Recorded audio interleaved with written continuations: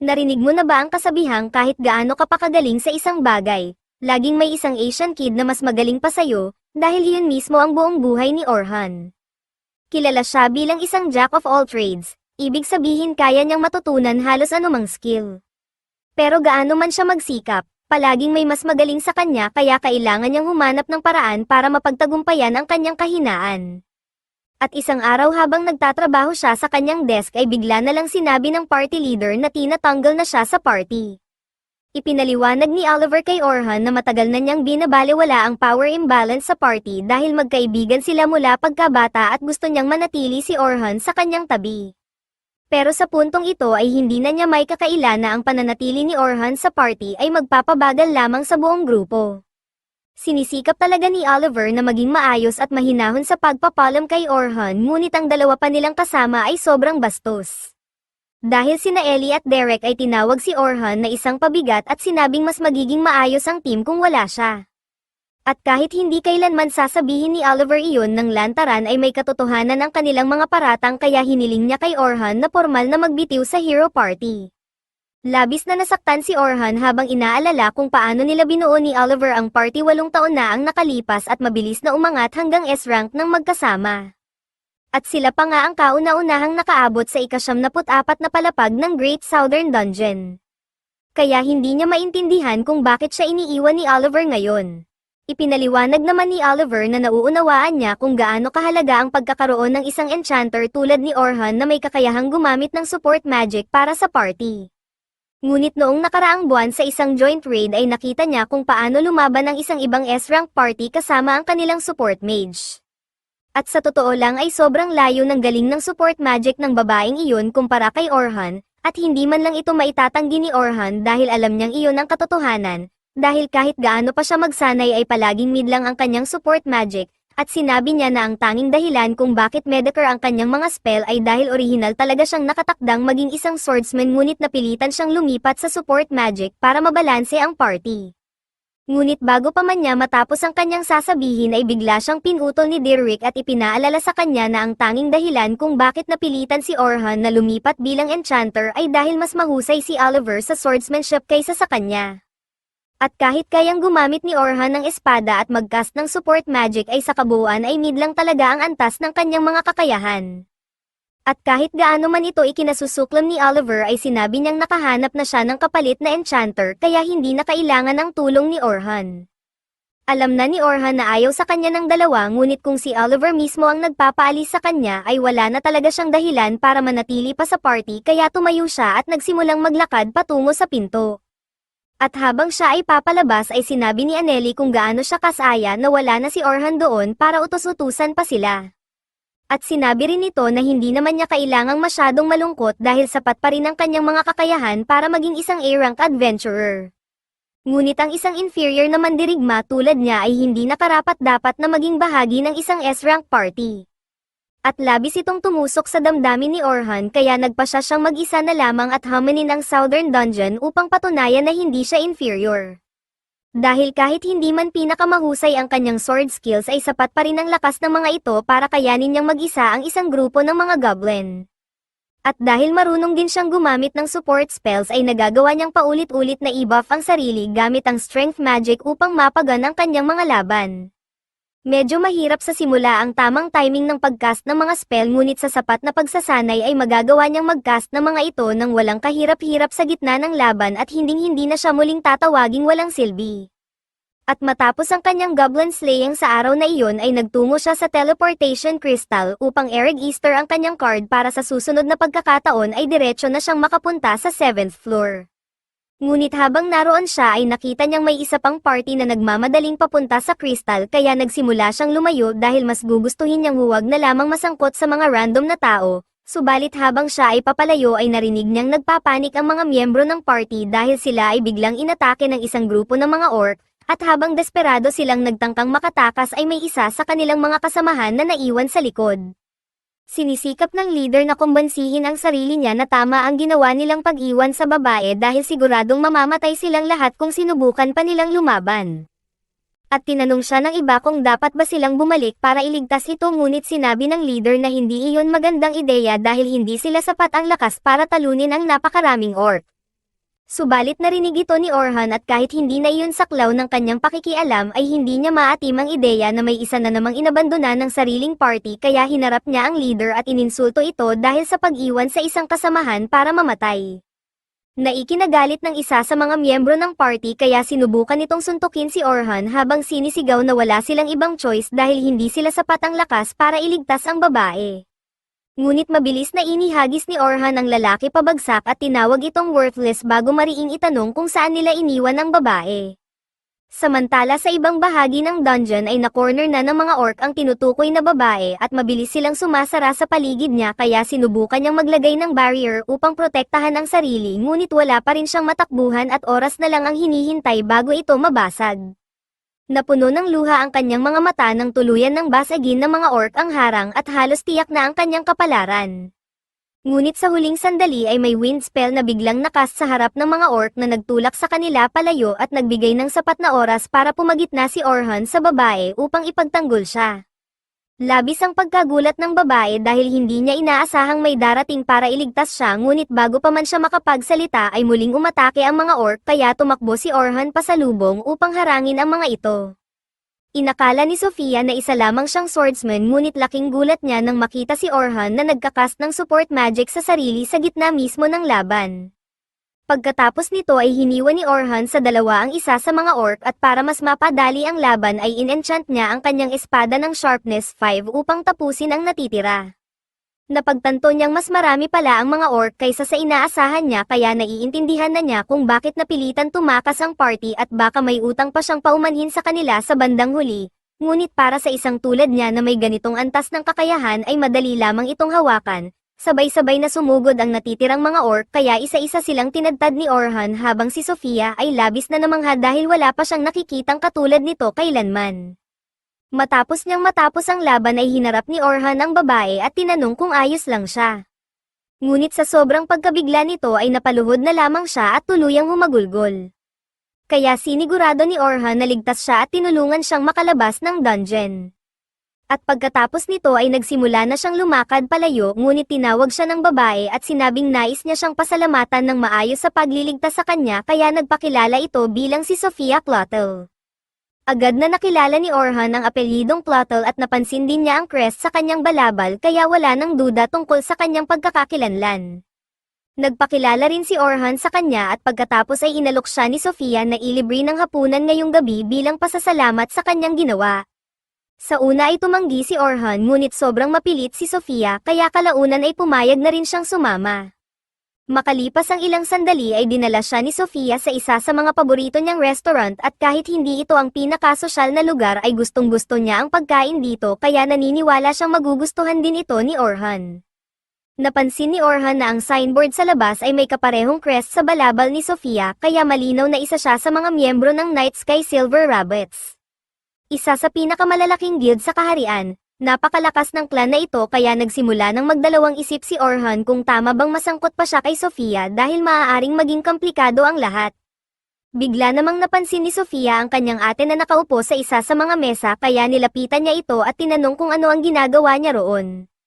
Ipinaliwanag ni Selma na may meeting siya malapit doon kaya napagpasyahan niyang doon na rin maghapunan.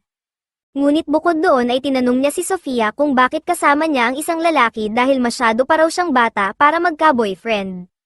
Subalit nang tingnan niyang mabuti ay napagtanto niyang si Orhan pala ang lalaking kasama nito at nagkataong magkakilala sila.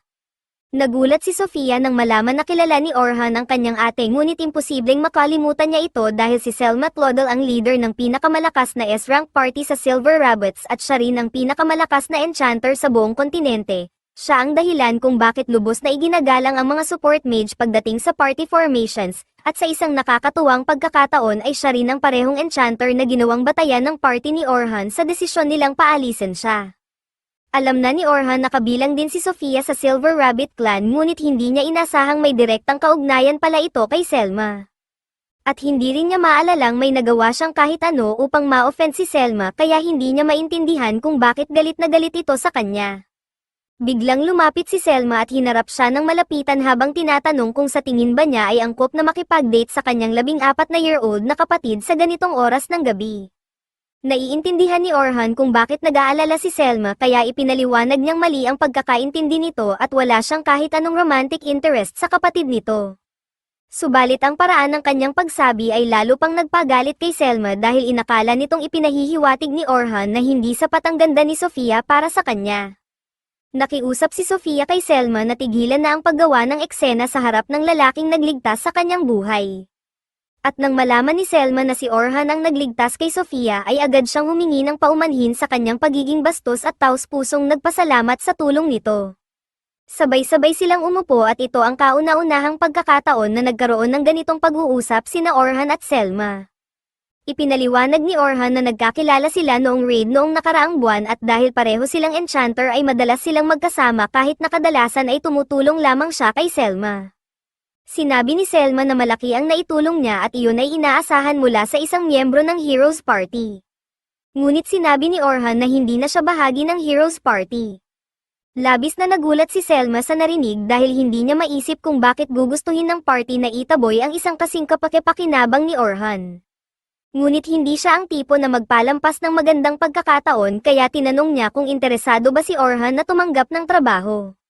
Sinabi ni Orhan na nais muna niyang mag-adventure mag-isa sa loob ng ilang panahon kaya hindi siya makakasali sa clan nito. Ngunit ipinaliwanag ni Selma na kailangan lamang nila ng isang taong sasama sa isang teaching expedition na i-host ng kanilang clan kinabukasan at tiniyak niya na maayos ang magiging bayad sa kanyang mga pagsisikap. Ang kailangan lang niyang gawin ay mag-focus sa pagtuturo sa mga bagong recruit. Balak nilang gumugol ng humigit kumulang 3 araw sa floor 50 at mayroon na silang grupo ng mga A-rank adventurer na mamumuno sa expedition, ngunit mas magiging panatag ang loob ni Selma kung naroon si Orhan upang tumulong. Pagkatapos ng lahat, matapos silang magkasamang magtrabaho sa joint raid ay malinaw na nakita ni Selma kung gaano talaga kakayahan si Orhan bilang isang enchanter. At ikinararangal ni Orhan na marinig na iginagalang ni Selma ang kanyang enchanter skills. Ngunit kakapaalis lang sa kanyang party dahil itinuturing siyang mahinang enchanter kung ikukumpara kay Selma at ayaw na niyang muling ikulong ang sarili niya sa support magic lamang. Kaya magalang niyang tinanggihan ang alok nito, ikinagulat ito ni Selma dahil hindi niya inaasahang tatanggihan siya ni Orhan ngunit sinabi nito na may sarili siyang mga dahilan. At kahit wala nang balak si Selma na ipilit pa ang usapan kung talagang ayaw niya ay nagsimulang makiusap si Sofia na sana ay pag-isipan pa niya muli dahil mas magiging panatag ang loob niya sa expedition kung naroon si Orhan. Ayaw pa rin ni Orhan na balikan ang mga panahong wala siyang ibang papel kundi maging isang enchanter lamang ngunit nang makita niyang ganoon ang pagsusumamo ni Sofia ay napaisip siya kaya sinabi niyang pag-iisipan muna niya ito bago magpas siya. Natuwa si Selma nang marinig na handa man lang isaalang-alang ni Orhan ang alok ngunit nilinaw niya na tatanggapin lamang niya ito kung papayagan siyang lumaban gamit ang kanyang espada dahil ayaw na niyang malimitahan sa enchantments lang. Hindi makapaniwala si Selma sa kanyang narinig dahil wala pa siyang nakitang enchanter na lilipat sa swordsmanship at sa totoo lang ay nagdududa siya kung magiging mahusay si Orhan bilang swordsman. Ngunit naisip niyang kung talagang sumama ang sitwasyon ay malamang nababalik din siya sa paggamit ng enchantments. Sinabi niya kay Orhan na kung magpapas siya itong sumali sa expedition ay pumunta na lamang siya sa Silver Rabbit HQ ng maaga kinabukasan at pagkatapos nito ay naghiwa-hiwalay na sila para sa gabi. Bago umuwi si Orhan ay dumaan muna siya sa isang weapon shop at malinaw na malapit siya sa may-ari nito kaya siya naparoon upang makipagkwentuhan.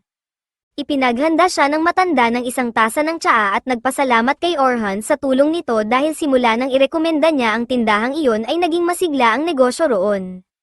Subalit iyon mismo ang nais pag-usapan ni Orhan dahil ipinaalam niya sa matanda na siya ay tinanggal na sa Heroes Party kaya wala nang makikinig sa kanya kahit pa magrekomenda siya ng tindahan at nais niyang humingi ng paumanhin dahil hindi na siya makakatulong pa, ngunit sinabi sa kanya ng matanda na wala siyang dapat ipagpaumanhin. Kahit pa kabilang si Orhan sa Heroes Party o hindi. Siya pa rin ang parehong tao at napakarami na niyang nagawang tulong sa lugar na iyon kaya lubos ang pasasalamat ng matanda sa kanya. At kahit hindi na siya isang hero sa pangalan ay hero pa rin siya sa puso kaya sinabi ng matanda na simula ngayon ay mabuhay na siya para sa sarili niya at tumulong sa kung gaano karaming tao ang nais niya.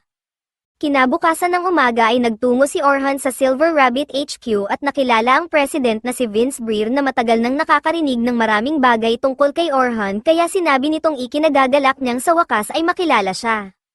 Ipinaalam ni Orhan na kailangan muna niya ng mas detalyadong impormasyon tungkol sa expedition bago siya magpasya kung sasali ba siya o hindi, kaya hiniling ni Vince kay Selma na ipaliwanag ang lahat ng kailangang malaman. Ipinaliwanag ni Selma na ang expedition ay patungo sa 51st floor, ngunit sa unang araw ay hanggang 21st floor lamang muna sila at pagkatapos ay dahan-dahan silang bababa hanggang sa 51st floor. Bago pa dumating si Orhan ay nakipagpulong na si Selma kay Vince upang pag-usapan kung gaano kaboobang desisyon ang ginawa ng Hero Party sa pagpapaalis kay Orhan dahil hindi na raw sila magiging kasing lakas ng dati ngayong wala na siya, sapagkat ang support magic ni Orhan ang halos nagbubuhat sa kanila sa karamihan ng laban. Totoo mang mas mababa sa average ang potency ng kanyang support spells, ay napakabilis naman ng kanyang cast speed. Hindi bababa sa 4 na beses na mas mabilis kaysa kay Selma.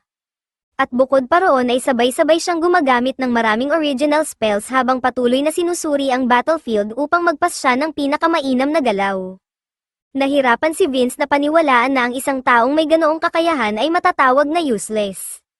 Ngunit ipinagpalagay ni Selma na marahil ay napakahusay lang talaga ni Orhan sa kanyang trabaho, kaya hindi napansin ng Hero Party ang lahat ng kontribusyon niya sa kanilang tagumpay.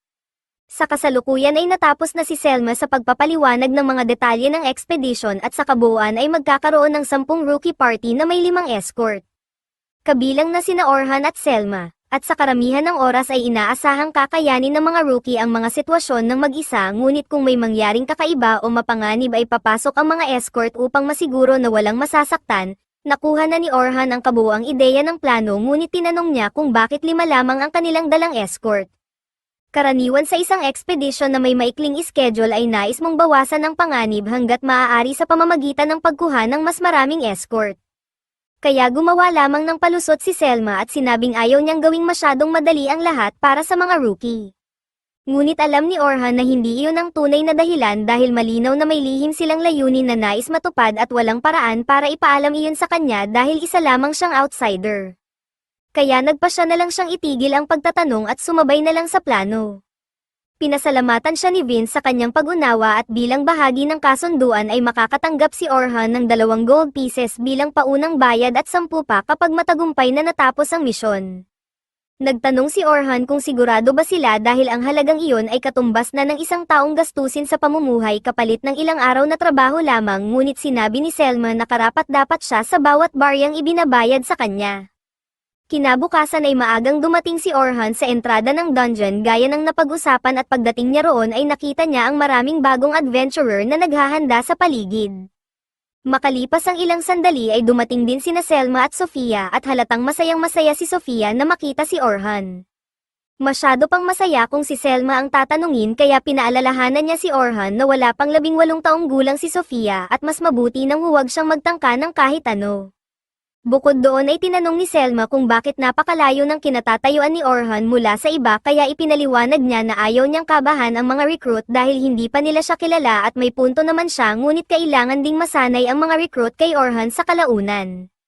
Kaya nag-alok si Sofia na ipakilala si Orhan sa lahat, at una niyang dinala ito upang makilala ang 3 pang escort na nagpakilalang sina Anthem, Bernard, at Kathy, kung saan sina Bernard at Anthem ay parehong defender habang si Kathy naman ay isang healer. Ngunit para kay Orhan ay medyo kakaiba ang lahat ng ito dahil kaya naman niyang gumamit ng espada, ngunit hindi iyon alam ni Selma nang imbitahan siya, kaya ibig sabihin ay balak sana niyang pumasok ng walang frontline attacker, at ang dahilan nito ay dahil labis ng desperado si Selma sapagkat sa nakalipas na 1 taon ay wala nang naging progreso ang Silver Rabbits.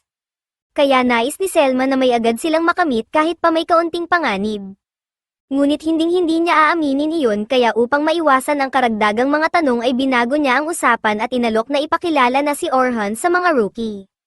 Hinarap niya ang lahat ng recruit at sinabi na alam niyang kinakabahan sila sa kanilang unang dungeon dive hanggang sa 51st floor, ngunit tiniyak niya na walang masamang mangyayari dahil kumuha siya ng grupo ng napakalalakas na adventurer na tutulong sakaling may iberyang mangyari. Pagkatapos ay ipinakilala niya si Orhan bilang pangunahing haligi ng operasyon at sinabi sa lahat na nakarating na ito hanggang sa 94th floor, kaya mapagkakatiwalaan nilang poprotektahan niya sila. Namangha ang mga rookie sa mga nagawa ni Orhan, lalo na nang malaman nilang dati pala siyang miyembro ng Hero Party. Ngunit hindi sanay si Orhan sa ganitong klaseng atensyon, kaya hindi niya alam kung paano tutugon. Matapos maging pamilyar ang lahat kay Orhan ay inutusan sila ni Selma na tapusin na ang huling pagsusuri ng kanilang kagamitan bago bumaba sa dungeon. Pagkatapos ay humarap siya kay Orhan at sinabi na nais niyang siya ang maging escort ng Group 10 dahil sila raw ang pinaka-promising sa lahat ng rookie at naniniwala siyang marami silang matututunan sa pamamagitan ng pagtingin kay Orhan bilang halimbawa. Ipinakilala na siya sa espesyal na Group 10 na binanggit ni Selma at doon niya nalaman na kabilang din pala si Sofia sa grupong ito. Ngunit hindi niya maintindihan kung bakit 3 lamang ang miyembro ng team na ito samantalang ang iba ay 4. Nagsalita si Logan at may kumpiyansang sinabi na iyon ay dahil walang ibang rookie ang kayang sumabay sa kanila kaya pinagsama-sama na lamang sila. Nagpakilala si Logan bilang enchanter ng party at sinabi niyang balang araw ay malalampasan niya si Selma. At bagamat maganda para kay Orhan ang may ambisyon ito ay nakikita niyang medyo problema ang ugali nito. Sumunod ay si Caroline na nagpakilala bilang defender ng party ngunit nalito si Orhan dahil wala itong suot na armor o kahit dalang shield. Ipinaliwanag ni Caroline na hindi siya gumagamit ng ganoong kagamitan at sa halip ay iiwas na lamang siya kapag masyadong lumalapit ang mga halimaw. Sa totoo lang ay may ganitong uri talaga ng defender na tinatawag na dodge type at pwedeng gumana ang taktika ni Caroline. Ngunit binalaan siya ni Orhan na ang pagiging dodge type defender ay nangangailangan ng mataas na antas ng evasion skills kaya napakahirap nito para sa mga baguhan. Kaya tinanong niya kung may mga guro bang nagbabala sa kanya tungkol sa learning curve. At sinabi ni Logan na maraming beses nang binalaan si Caroline ngunit hindi ito nakinig sa payo kaya nauwi sa pagtatalo ang dalawa. At doon napagtanto ni Orhan kung ano ang ibig sabihin ni Selma nang sabihing espesyal ang grupong ito. Ngunit sa mabuting banda ay naroon din si Sofia na siyang pinaka-normal na estudyanteng maaari niyang asahan dahil hindi siya magiging sanhi ng problema. Makalipas ang ilang sandali ay sabay-sabay na silang pumasok sa dungeon at kahit magulo sila kanina sa labas ay maayos naman ang kilos nila sa loob. Masaya silang may kasamang tulad ni Orhan ngunit nagtaka si Caroline kung bakit may kasamang galing sa Hero Party ang kanilang expedition gayong ang Silver Rabbit Clan ay isa sa mga karibal ng Hero Party. Ipinaliwanag ni Orhan na hindi na siya miyembro ng Hero Party kaya laking gulat ni Caroline at agad siyang nagtanong kung bakit. Ngunit ayaw aminin ni Orhan na siya ay tinanggal kaya sinabi na lamang niya na huwag pakialaman ang kanyang personal na usapin. Gayunpaman ay hindi pa rin tumigil si Caroline sa pagsasalita at nabanggit pa na hindi raw tumigil si Sofia sa pagyayabang tungkol sa pagkikita nila ni Orhan noong isang araw. Naikinahiya ng kaunti ni Sofia ngunit totoo namang hanga siya kay Orhan at masaya siyang sumama ito sa expedition. Makalipas ang ilang minuto habang naglalakad sila sa loob ng kuweba ay biglang may grupong mga lobo na lumitaw sa likuran nila. At karaniwan ay kailangan nilang huminto upang harapin iyon ngunit hindi na bahala si Orhan dahil bago pa man sila pumasok ay naglagay na siya ng maraming trap sa dinaanan nila kaya anumang halimaw na susubok sumugod mula sa likuran ay agad na matatapos. Sa ganitong paraan ay hindi na nila kailangang mag-aksaya ng oras sa pagbabantay sa likod, ngunit dito rin nagsisimulang makita kung bakit tinawag na useless si Orhan dahil ni isa ay hindi niya sinabihan na siya na pala ang mag-isang nagbabantay sa kanilang likuran, at habang patuloy silang sumusulong sa dungeon ay nagkaroon ng pagkakataon si Orhan na obserbahan kung paano lumaban ang mga rookie at sa totoo lang ay labis siyang humanga. Sa una ay inakala ni Orhan na si Logan ay isa lamang rookie na may malaking ego. Ngunit napagtanto niyang may maayos pala itong enchanter skills at kung mapapanatili niya ang kanyang output sa mas mahahabang laban ay madali siyang makakasali sa isang A-rank party. Subalit para sa isang inaasahang magiging party leader ay napakahina niya pagdating sa pagbibigay ng utos kahit na malamang ay gagaling din siya sa paglipas ng panahon. Pagdating naman kay Caroline ay taglay niya ang bilis na kinakailangan para maging isang dodge-type defender ngunit masyado siyang agresibo dahil sa oras na makakita siya ng halimaw ay agad siyang sumusugod. At bagamat iyon ang tungkulin niya bilang defender ay para kay Orhan ay tila masyado pa rin itong delikado. Sunod ay si Sofia na bagamat hindi kasing impressive ng dalawa ay may sapat na galing bilang caster at wala ring malinaw na kahinaan sa kanyang fighting style kaya naniniwala si Orhan na may maliwanag siyang kinabukasan. Sa kabutihang palad ay naging maayos ang natitirang bahagi ng expedition at sa pagtatapos ng unang araw ay matagumpay nilang narating ang ika-21st floor ng dungeon. Kalaunan ay kinausap ni Selma si Orhan at tinanong kung ano ang tingin niya sa Group 10 at sinabi niyang tama siya na may potensyal ang mga ito ngunit hindi pa sila mahusay magtrabaho bilang isang team lalo na si Caroline. Ngunit alam na ni Selma kung gaano sila kahirap pakitunguhan minsan. Oras na para umuwi kaya nagpaalam sila para sa araw na iyon at napagkasundo ang magkita muli kinabukasan ng umaga. Ngunit kinabukasan ay nagising si Orhan sa isang napakasamang balita dahil opisyal nang isinapubliko ng Hero Party ang pagpapaalis sa kanya at ibig sabihin ay alam na ito ng buong lungsod. Alam niyang mangyayari rin ito balang araw ngunit sana ay matapos na muna ang expedition dahil hinahangaan siya ng mga estudyante sa paniniwalang miyembro siya ng Hero Party kaya kung malaman nilang siya ay nabanished ay tiyak na bababa ang tingin nila sa kanya. Ngunit kahit ano paman ay kailangan pa rin niyang harapin ang sitwasyon kaya nagtungo pa rin siya sa entrada ng dungeon para sa ikalawang araw ng expedition, subalit habang naglalakad siya sa kalye ay bigla siyang tinawag ni Luna, na isa ring miyembro ng Hero Party at palaging mabait sa kanya tuwing sila ay nagkakausap, ngunit wala siya noong araw na tinanggal si Orhan dahil nasa isang outing siya noon. Alam ni Orhan na ipagtatanggol sana siya ni Luna kung naroon lamang ito noon kaya napaisip siya kung may magbabago kaya sa mga nangyari. Ngunit wala na ring saysay ang mag-isip patungkol doon ngayon. Tinanong siya ni Luna kung maaari ba siyang bumalik sa Hero Party dahil kailangan nila ang kanyang lakas at ikinagulat iyon ni Orhan kaya tinanong niya kung pareho rin ba ang opinyon ng iba. Ngunit sinabi ni Luna na hindi pa niya iyon nasasabi sa kanila dahil personal niya lang siyang hinanap sapagkat alam niya kung gaano kahalaga si Orhan sa kanilang team at seryoso talaga siyang ibalik siya. Subalit nakapagpasya na si Orhan at ayaw na niyang bumalik sa Hero Party. At kahit gusto pa niya ay wala na rin itong saysay ngayon dahil nasa publiko na ang balita. Hindi pa nababasa ni Luna ang dyaryo ngayong araw kaya hindi niya alam kung ano ang isinulat tungkol kay Orhan. Ngunit pinaalala niya na nangako silang tatlo na sakupin ang Great Labyrinth ng magkasama. At ang pagbanggit nito ay muling nagbukas ng maraming masakit na alaala kay Orhan kaya hinailan niya ang kanyang kamay at sinabi na siya. Si Luna, at si Oliver ang gumawa ng pangakong iyon noon pa. Ngunit si Oliver rin ang siyang nagpaalis sa kanya kaya hindi na iyon kailanman mangyayari. Matagal niyang inasam na manatiling magkaibigan silang tatlo habang buhay ngunit wala nang balikan sa dati. Habang naglalakad si Orhan patungo sa entrada ng dungeon ay nababahala siya sa iisipin ng mga bata matapos mabasa ang artikulo dahil malinaw nitong sinasabing siya ay tinanggal sa Hero Party dahil masyado raw siyang mahina. At pagdating niya sa meeting point ay nadatnan niyang nagbubulungan ang lahat ng estudyante tungkol sa artikulo at nagtataka kung bakit hindi sinabi ni Orhan na tinanggal na pala siya sa party. Ngunit bago pa sila makapagsalita ay dumating si Selma at humingi ng paumanhin kay Orhan dahil paulit-ulit niya itong pinuri sa harap ng mga bata kahapon bilang miyembro ng Hero Party nang hindi niya alam na tinanggal na pala ito. Sinabi ni Orhan na hindi na kailangang mag-sorry dahil kasalanan din niya kung bakit naging malabo ang paliwanag niya sa nangyari. At kahit pa siya ay tinanggal o hindi ay totoo pa rin na nakarating siya hanggang sa 94th floor at naging maayos ang kanyang performance kahapon kaya walang dahilan para magduda ang sino man sa kanyang kakayahan dahil lamang sa isang walang kwentang artikulo.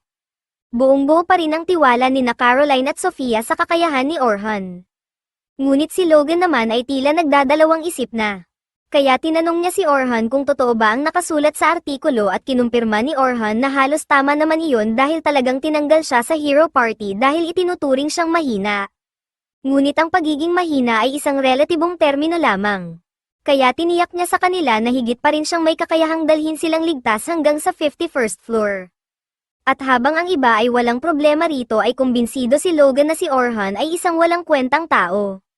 Pumasok sila sa dungeon na ang plano ay marating ang 35th floor bago matapos ang araw at bilang supervisor ay hindi pinapayagang aktibong tumulong si Orhan hanggat hindi sila umaabot sa 31st floor kaya ang tanging magagawa niya ay magmasid at maging handa sakaling may magkamali. Ngunit dahil sa talento ng grupo ay nakayanan nila ang mga mababang floor nang walang gaanong hirap. Pagdating nila sa 31st floor ay si Orhan na ang namuno at pamwesto bilang vanguard ngunit bigla niyang inutusan ang lahat na huminto dahil nararamdaman niyang may mga halimaw sa unahan. Agad silang pumasok sa battle positions at naghanda laban sa mga goblin. Inutusan ni Orhan si Caroline na maunang umatake kaya mabilis itong sumugod ngunit medyo napasobra siya kaya mukhang kakailanganin niya ng kaunting tulong. Paalalahanan na sana ni Orhan si Logan na mag-cast ng buffs ngunit bago pa siya makapagsalita ay nagsimula na si Logan sa pag-cast dahil sa tingin nito ay hindi na kailangang hintayin ang utos ni Orhan sapagkat kung hindi na siya hero ay kaya rin namang gawin ng kahit sino ang ginagawa niya. Ramdam ni Orhan ang iniisip ni Logan ngunit hindi siya nabahala kaya sa halip ay bumaling siya kay Sofia. At sa hindi magandang pagkakataon ay mukhang nakaharap ito sa isang orc at hindi makagalaw sa sobrang takot dahil dala pa rin niya ang trauma ng halos pagkamatay niya sa dungeon.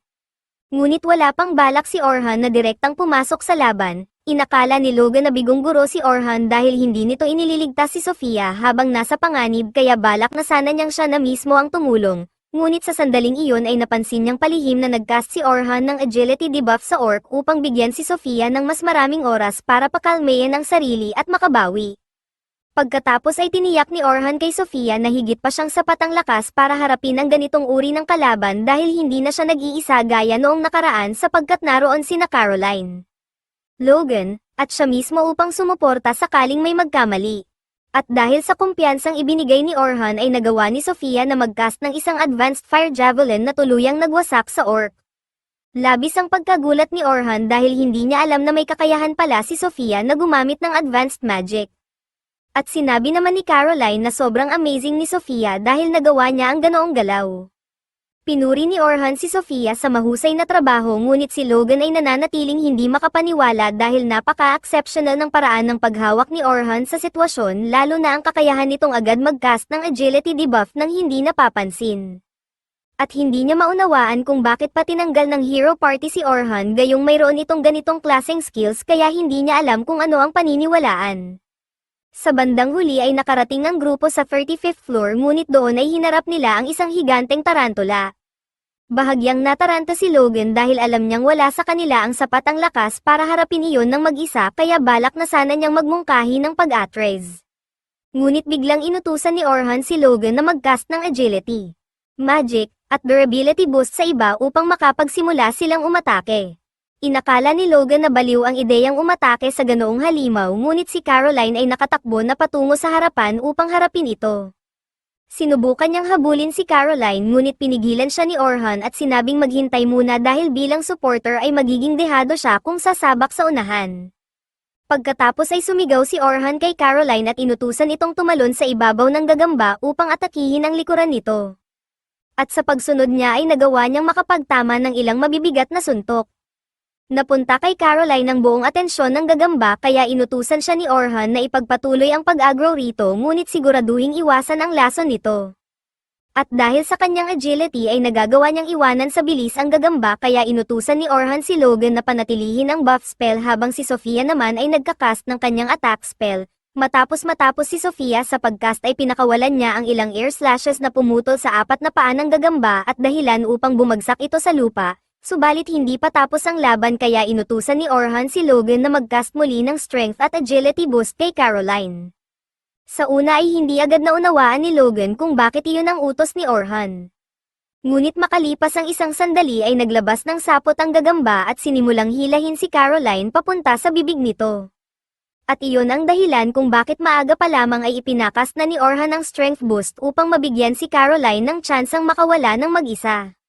Ngunit kahit may buff ay kulang pa rin ang kanyang lakas kaya palihim na nagcast si Orhan ng sharpness boost sa kanyang dagger.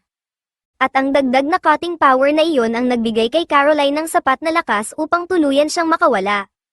Pagkatapos nito ay inutusan ni Orhan si Sofia na tapusin ang laban sa pamamagitan ng pag-atake sa gagamba gamit ang rock bullet. At sa wakas ay tuluyang napabagsak ang halimaw. Pinuri ni Orhan ang lahat sa kanilang mahusay na ginawa at matapos iyon ay sabay-sabay silang bumalik sa ibabaw. At dahil ang susunod na araw ang magiging huling araw ng kanilang expedition kung saan gagawin nila ang malaking pagsugod patungo sa 51st floor ay pinaalalahanan ni Selma ang lahat na siguraduhing magpahinga ng mabuti ngayong gabi. Habang paalis na si Orhan para sa araw na iyon ay bigla siyang tinawag ng dalawa pang supervisor ngunit hindi upang maghanap ng gulo kundi upang yayain lamang siyang maghapunan. Mukhang mababait naman ang mga ito at hindi rin siya nagkaroon ng pagkakataong makipag-usap sa kanila noong expedition kaya pumayag siyang sumama at nagtungo silang lahat sa tavern. Samantala ay sakay naman ng karwahe pauwi sina Sofia, Caroline, at Logan ngunit marami ang gumugulo sa isip ni Logan matapos ang lahat ng kanyang nakita kay Orhan. Naalala niya ang kwento ni Sofia na iniligtas siya ni Orhan mula sa isang grupo ng mga orc kaya tinanong niya ito kung naaalala niya kung paano lumaban si Orhan.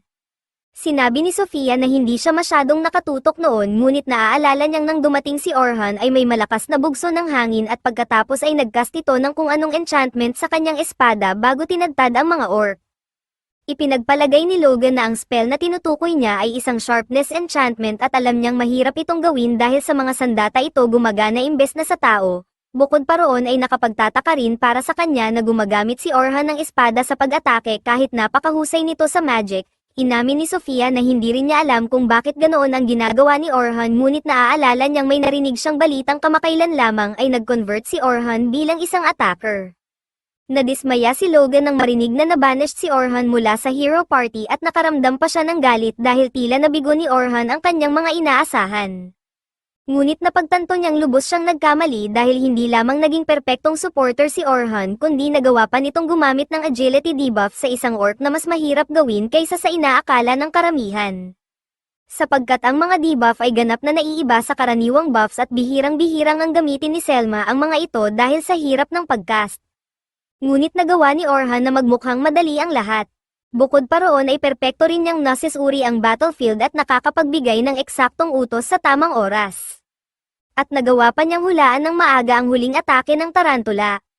Dahilan upang mapagtanto ni Logan na mas magaling si Orhan kaysa sa kahit sinong enchanter na nakita niya kailanman kaya wala talagang saysay kung bakit pa ito lilipat bilang attacker. Tinanong ni Caroline kung malakas man lang ba si Orhan kapag gumagamit ng espada at kinumpirma ito ni Sofia dahil kung hindi ay hindi niya sana natalo ang mga orc na umatake sa kanya noon. Doon napagtanto ni Logan na isang henyo si Orhan dahil bihasa ito kapwa sa magic at swordsmanship kaya alam niyang wala siyang pag-asang higaitan siya. Ngunit hindi ibig sabihin nito ay susuko na siya sapagkat nanumpa siya sa sarili na gagawin niya ang lahat upang matutunan ang anumang maaari niyang matutunan kay Orhan at balang araw ay lumakas ng sapat upang makasabay sa kanya. Samantala sa panig naman ni Orhan ay kasalukuyan siyang naghahapunan kasama ang iba sa loob ng tavern at labis nilang nagugustuhan ang sarap ng pagkain doon. Tinanong siya ng iba kung ano ang mga ginagawa niya noon para mag-enjoy noong nasa hero party pa siya ngunit sinabi ni Orhan na halos wala siyang oras para magsaya dahil siya ang namamahala sa lahat ng errands at busy work ng party. Na siyang ikinalungkot ng lahat dahil mas lalo nitong pinapangit ang artikulong nagsasabing useless siya gayong malinaw na siya pala ang literal na backbone ng party. Sinabi nila kay Orhan na baliwalain na lamang ang mga walang utang na loob na iyon sa hero party at malaki ang naging kahulugan para sa kanya na may mga taong dumedepensa sa kanya kaya taos puso niya silang pinasalamatan sa kanilang suporta. Gayunpaman ay may ilan pa rin silang tanong na nais itanong sa kanya dahil batay sa alam nila ay isang enchanter si Orhan noong siya ay nasa hero party pa. At ayon kay Selma ay isa siyang napakahusay na enchanter. Kaya nagtataka sila kung bakit niya piniling lumipat bilang isang frontline attacker. Ipinaliwanag ni Orhan na lumipat siya sa paggamit ng espada matapos siyang umalis sa hero party dahil iyon talaga ang matagal na niyang gustong gawin. Sinabi niyang dati siyang swordsman sa hero party at noon pa man ay pangarap na niyang maging pinakamahusay sa buong mundo kaya labis ang kanyang kasiyahan nang makuha niya ang posisyong iyon. At ang ambisyong iyon ay nag-ugat sa panonood niya sa kanyang lolo na palaging lumalaban gamit ang espada kaya nais niyang magawa rin ang mga kahangahangang bagay na ginagawa nito. Ngunit nang tanungin kung ganoon pala ay bakit niya piniling maging enchanter sa simula ay inamin niyang hindi naman talaga iyon ang gusto niya. Dahil noong mga unang araw ng hero party at nagsimula na silang bumaba sa mas mababang floors ay mas lalong lumakas ang mga halimaw na kanilang kaharap kaya hindi na sila makapagpatuloy gamit ang dati nilang party composition. At sa panahong iyon ay nagsisimula na ring lumaganap ang impluwensya ni Selma kaya napagdesisyonan ng party na kailangan nila ng isang enchanter. At dahil si Orhan ay isang taong kayang matutunan halos kahit ano ay sa kanya napunta ang papel na iyon. Mahirap man ang naging kalagayan niya ay ang sakripisyong iyon ang nagbigay daan upang makarating sila hanggang sa 94th floor. Subalit sinabi ni Orhan na hindi talaga iyon magandang bagay dahil bagamat mas mabilis silang umusad ay mas tama sanang dahan-dahan silang nagpalakas dahil hindi pa sila handa sa kung ano ang naghihintay sa 94th floor. At sigurado siyang walang kahit anong tsansa na makalagpas pa roon ang hero party sa kasalukuyan nilang estado at magiging isang katangahan pa ang subukang gawin iyon. Napansin ng iba na tila naging tensyonado si Orhan kaya binago nila ang paksa at tinanong kung anong klaseng swordsman ang nais niyang maging, at sinabi ni Orhan na ang mithiin niya ay maging isang jack-of-all-trades swordsman, isang taong kayang lampasan kahit ang mas mababang floors ng mag-isa, na labis na ikinamangha ng iba dahil ngayon lang sila nakarinig ng ganoong pangarap, ngunit kung si Orhan ang pag-uusapan ay sigurado silang kaya niya itong maisakatuparan. Kinabukasan ay makikita nating papasok mismo sa dungeon ng Hero Party, at dito muling pumasok sa isipan ng sinabi ni Orhan na magiging isang katangahan kung susubukan nilang lampasan ang 94th floor sa kasalukuyan nilang kalagayan, at sa nakikita ngayon ay tila handa nga silang gumawa ng isang napakawalang ingat na desisyon. Kinabukasan ng umaga, nagtungo si Orhan papunta sa cave habang iniisip na ito na ang huling araw na siya ang mamumuno sa batang party. At hindi nagtagal ay namataan niya si Sofia at ang iba pa na naghihintay sa kanya malapit sa entrance. Masigla nila siyang binati at agad niyang naramdaman na mas may kumpiyansa sa kanya ang party ngayon kumpara noong nakaraang araw.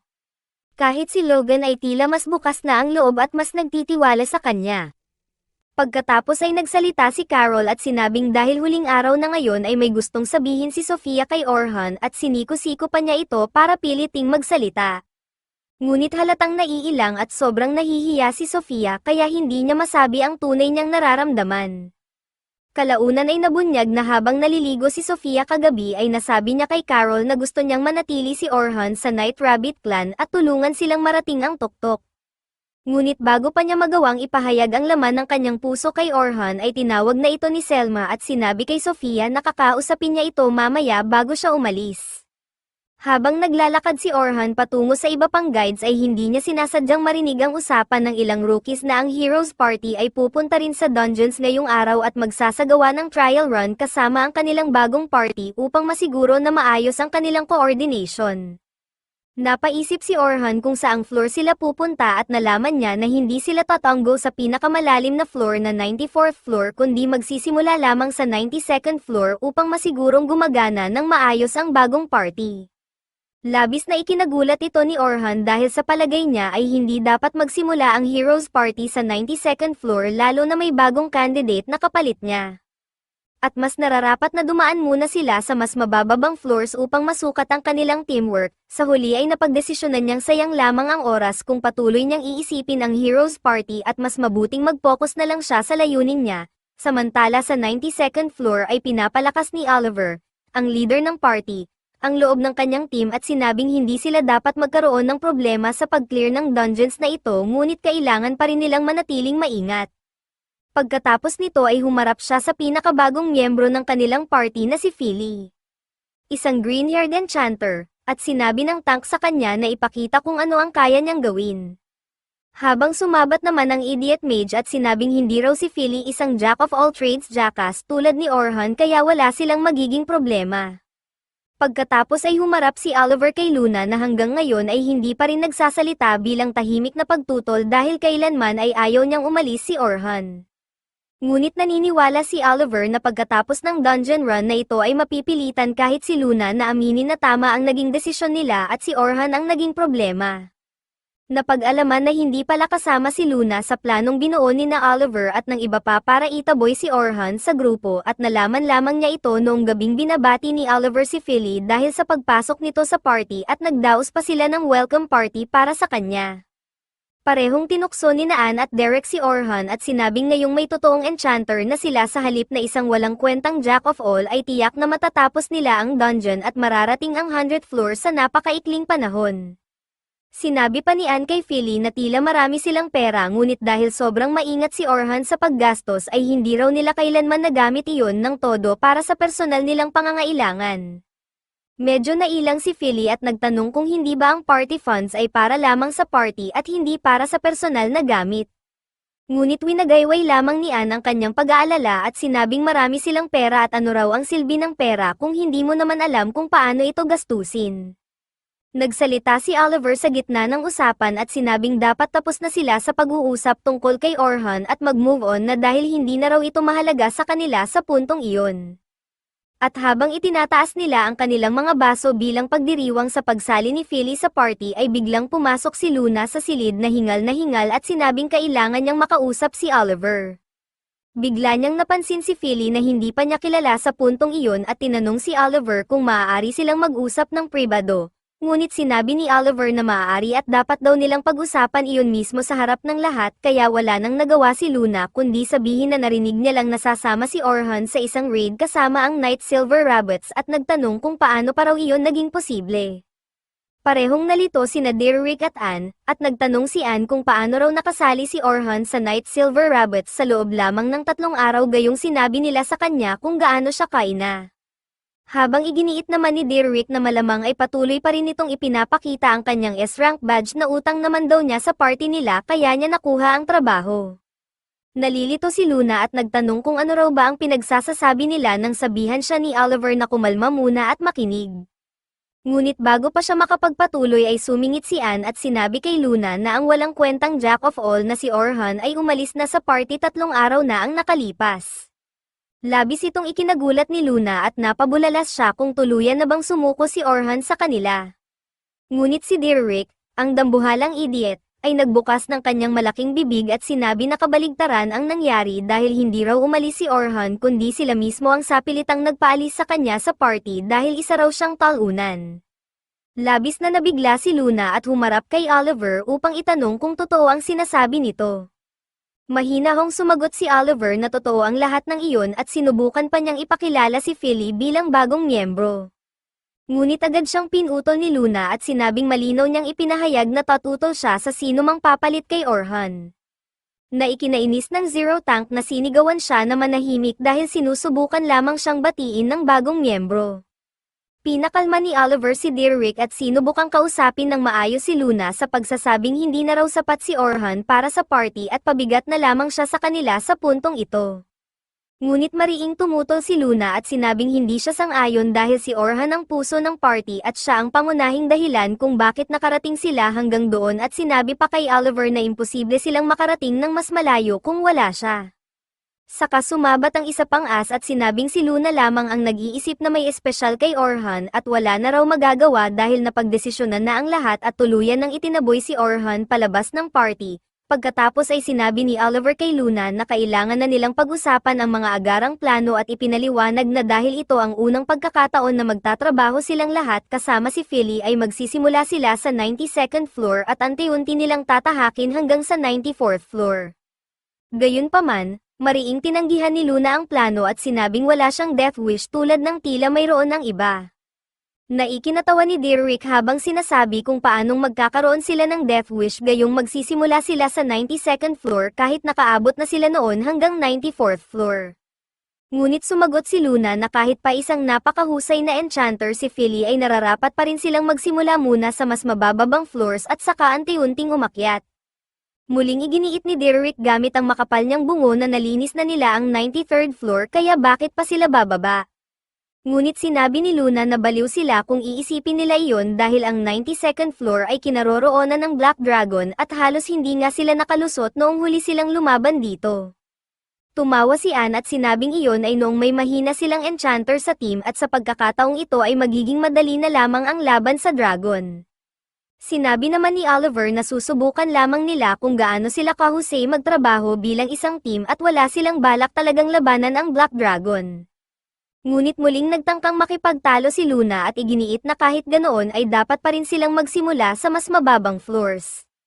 Subalit pinutol siya ni Oliver at sinabing napagdesisyonan na ang lahat at hindi na iyon mababago.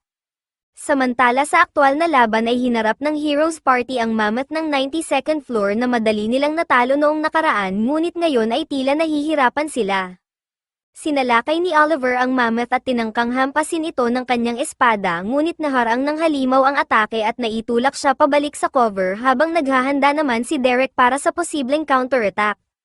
Nang makarating sa likod ng cover ay nawala ang buff ni Oliver at napansin niyang sa tuwing nawawala ang mga buff ay parang binibigatan ng husto ang kanyang katawan, kaya humarap siya kay Philly at tinanong kung bakit napakabilis mawala ng kanilang buffs. Na sinagot naman ni Philly na hindi pa niya lubusang nauunawaan kung paano sila lahat lumalaban bilang isang team kaya dapat ay gaganda pa iyon sa paglipas ng oras. Bahagya itong ikinagulat ni Oliver dahil naalala niya kung paano agad naunawaan ni Orhan ang lahat tungkol sa kanila sa loob lamang ng unang ilang oras ng kanilang unang araw na magkakasama sa dungeon. Biglang gumamit ang mammoth ng isang energy blast na nakatuon kay Derek na sinubukang harangin ito ngunit nadulas at na-redirect ang beam patungo kay Anne na agad sumigaw kay Derek at tinawag itong idiot. Kahit si Derek ay nagtaka kung bakit hindi naging epektibo ang kanyang block gayong dapat ay madali lamang para sa kanya ang harangin ang ganitong uri ng power blast. Nagpa siya si Anne na sumabak at pinaulanan ng fire blast ang halimaw ngunit halos wala itong epekto sa mammoth na ikinagulat ni Oliver kaya sinigawan niya si Anne na seryusuhin ang laban. Ngunit sumagot si Anne na ginagawa lang niya ang karaniwan niyang ginagawa at sa hindi malamang dahilan ay mas mahina ang kanyang mga atake. Inutusan ni Oliver si Philly na palakasin muli ang magic damage ni Anne at sinunod naman niya ito. Ngunit kahit sa pagkakataong ito ay ginamit ni Anne ang kanyang fire blast sa mammoth ay ni hindi man lang ito nag-iwan ng gasgas. Bilang ganti ay muling gumamit ng power blast ang mammoth at muntik nang tamaan si Anne na halos hindi nakapagtago sa likod ng isang bato. Labis na nagulat si Oliver dahil ang magic ni Philly ay dapat na mas malakas kaysa kay Orhan ngunit kahit ganoon ay patuloy pa rin silang pinahihirapan ng halimaw na wala naman silang naging problema noong huli nila itong hinarap. Isang panibagong power beam na tumutok sa kanya ang nagbalik kay Oliver sa realidad at muntik na niya itong maiwasan habang ang kasunod na beam ay naharang naman ni Derek. Inutusan ni Oliver si Anne na F-flank ang halimaw ngunit nabigo siya dahil napigilan siya nito at inatake kaya napilitan siyang umatras pabalik. Agad na humarap si Oliver kay Philly at sinabihan itong bantayan ang mga galaw ng halimaw at bigyan sila ng babala.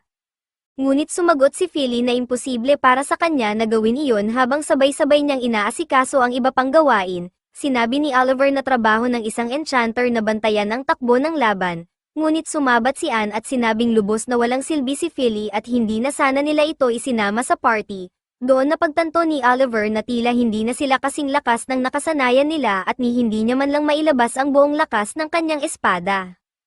Sa teorya, ang magic ni Philly ay dapat sana magbigay sa kanila ng napakalaking power boost. Kaya ang tanong ay kung ano nga ba talaga ang mali.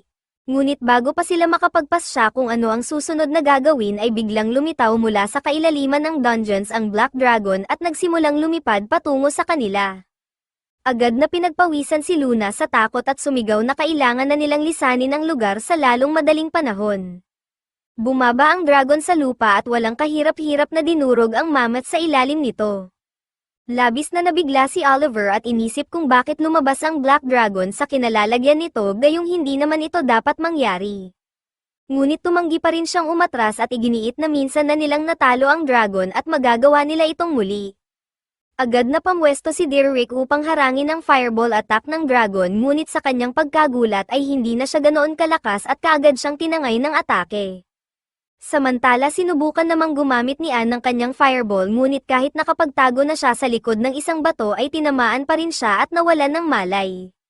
Agad na sinabi ni Luna kay Oliver na kailangan na nilang tumakas ngunit sinabi lamang ni Oliver kay Philly na i-buff siya at sa kanya siningil ang kanyang strangest attack laban sa fireball ng dragon at sabay silang nagbanggaan. Halos hindi niya mapanatili ang sarili habang tinatangay siya ng shockwave hanggang sa bumagsak siya sa isang tuhod na litong-lito at hindi malaman ang gagawin. Mabilis siyang inalalayan ni Luna at sinabi na kailangan nilang gumamit ng emergency teleport crystal kung hindi ay mamamatay silang lahat doon. Ngunit sinabi ni Philly na ang emergency teleport ay direktang magdadala sa kanila sa isang lower rank boss room at kakailanganin nilang labanan iyon. Subalit iginiit ni Luna na wala na silang ibang pagpipilian. Pumayag si Oliver at tinipon ang buong team at binuksan ang portal upang makatakas. Ngunit bago pa sila makapasok ay biglang sumugod ang dragon at itinulak sila pabalik at sa matinding pagkabigla nila ay pumasok mismo ang dragon sa portal bago tuluyang maglaho. Sa una ay inisip ni Derek na mabuti na rin iyon ngunit sinabi ni Luna na ito na ang pinakamasamang posibleng mangyari dahil may isang low-rank adventurer party ang tiyak na mamamatay sa kamay ng dragon, kaya sinabi niyang kailangan nilang bumalik agad sa guild at pilitin itong mag-force teleport sa lahat ng nasa dungeon. Sumang-ayon si Oliver at agad silang nagsimulang tumakbo palabas. At doon ipinaliwanag ni Luna sa kanila na ang tunay na dahilan kung bakit pakiramdam nila ay sobrang hina nila ay dahil si Orhan mismo ang nakabuo ng ilang original spells na nagpapalakas sa lakas ng bawat magic attack niya ng hanggang 50 times. Labis itong ikinagulat ni Philly dahil kahit si Selma ay hanggang 10 times increase lamang ang kayang gawin. Ngunit sinabi ni Luna na iyon ang katotohanan at iyon din ang dahilan kung bakit pakiramdam nila noon ay napakalakas nila. Samantalang sa totoo lang ay malakas lamang sila kapag kasama si Orhan at kung wala siya ay wala silang pinagkaiba sa isang ordinaryo at mediocre na grupo ng adventurers. Gayunpaman ay tumanggi si Oliver na paniwalaan iyon at nanumpang papatayin niya ang dragon kahit wala si Orhan habang patakbo silang lahat patungo sa guild house na umaasang wala pang napapatay ang dragon. Pagbalik nila sa 50th floor, sinabi ni Orhan sa kanyang party na kapag narating na nila ang 51st floor, kumpleto na ang kanilang objective at babalik na sila para sa araw na iyon gamit ang teleportation crystal. Kaya naman tumango ang lahat ng miyembro ng grupo bilang pagsang-ayon. Ngunit biglang nakaramdam si Orhan ng kakaibang kabigatan sa kanyang sikmura. Kaya tumingin siya sa paligid ngunit wala naman siyang nakitang kakaiba. Pagkatapos ay tumingala siya sa madilim na kalangitan kung saan tuluyang natatakpan ng makakapal na ulap ang araw at naisip niya kung bakit nakakaramdam siya ng ganitong pakiramdam kahit mukhang maayos naman ang lahat sa ngayon. At sa lalong madaling panahon ay haharapin na nila ang floor boss na hindi naman dapat maging malaking problema para sa mga guide. At pagkatapos noon ay maaari na silang umuwi at ituring ang misyon bilang isang ganap na tagumpay. Kaya bakit parang may babalang pakiramdam siyang nagsasabing may malubhang nangyaring mali at kailangan na nilang umalis agad. Nang biglang maputol ang kanyang pag-iisip nang magtanong si Carol kung anong klase ng mga halimaw ang maaari nilang makalaban sa pagkakataong ito. Napansin ni Orhan ang kasab-ikan sa mga mata nito at pinaalalahanan siya na isa siyang tank na ang pangunahing tungkulin ay protektahan ng iba nilang kasamahan at hindi siya pwedeng basta sumugod sa mga kalaban na umaasang kaya niyang patayin ang lahat ng mag-isa. Ngunit tila hindi sang-ayon si Carol at sumagot na kung kaya niyang harapin ang lahat ng kaaway mag-isa. Teknikal na pinapadali lang daw niya ang trabaho ng kanyang mga kasamahan at hindi na sila malalagay sa anumang panganib. Dagdag pa niya na naniniwala siyang ang tunay na trabaho ng isang tank ay ang manatili sa front lines. Na siya namang ginagawa niya sa bawat laban, at agad pa siyang nagsimulang humingi ng mas maraming payo kung paano pa siya magiging mas mahusay sa pakikipaglaban. Kaya napabuntong hininga si Orhan sa pagod at sinabi sa kanya na dapat na siyang matutong makipagtulungan bilang isang team sa halip na akuin ang lahat ng mag-isa dahil mas maaga niyang matutunan ito ay mas makabubuti para sa kanyang kinabukasan kung saan ang tanging paraan para umusad ay ang umasa sa kanyang mga teammates. Ngunit hindi nagustuhan ni Carol ang tunog ng sinabi niya at inisip na boring iyon. Samantalang sinabihan naman siya ni Logan na makinig at magpasalamat dahil bihira ang makakuha ng ganoon kagandang payo. At sinabi pa niyang kahit ang dakilang adventurer na si Albert ay nagsabing teamwork is dreamwork. Kaya ibinaling ni Orhan ang kanyang pansin sa munting blondie at tinanong kung ang tinutukoy niya ba ay si Albert mula sa Night Rabbit Clan. Na ikinatuwa ni Logan dahil may iba pa palang nagbabasa at hindi lang basta kumikilos na parang barbarian sa dungeon. At sinabi ni Orhan na sa tingin niya ay halos lahat ay kilala ang dakilang Albert dahil siya ang hindi mapapantayang pinakamalakas na miyembro ng Night Sky Rabbits at pinaniniwalaang namatay siya noong nakaraang taon habang nilalabanan ang Black Dragon sa 92nd floor. Dagdag pa ni Logan na kahit sa kanyang kamatayan ay naging isang alamat si Albert na hindi kailanman makakalimutan. Ngunit bahagyang nanahimik si Carol at malungkot na sinabi na namatay si Albert habang sinusubukang protektahan ng isa sa kanyang mga kasama kahit na iyon naman talaga ang trabaho ng isang tank. Dumidilim ang mood ni Carol habang ipinagpapatuloy niyang sabihin na alam ni Albert na ang kanyang kamatayan ay magdudulot ng pagkawala ng mga ngiti sa kanyang pamilya. Pero wala raw talaga siyang pakialam. Kaya naniniwala siya na ang pinakamabisang paraan ng pagiging isang defender ay ang panatilihing malayo sa sarili ang taong pinoprotektahan sa lahat ng oras. At tinapos niya ito sa pagsasabing kung siya ang lalaban mag-isa sa frontline habang nananatili sa likuran ang kanyang team. Hindi sila malalagay sa panganib at makakatakas pa sila kung sakaling pumangit ang sitwasyon. Napansin ni Orhan ang sakit sa mukha ni Carol at napagtanto niyang lampas na ito sa kaya niyang panghimasukan at bilang isang outsider ay hindi na siya dapat manggialam pa. Kaya nagpa siya siyang gama ng usapan at sinabi kay Carol na siya ang aasahan niya ngayong araw sa pagharap sa mga kalaban.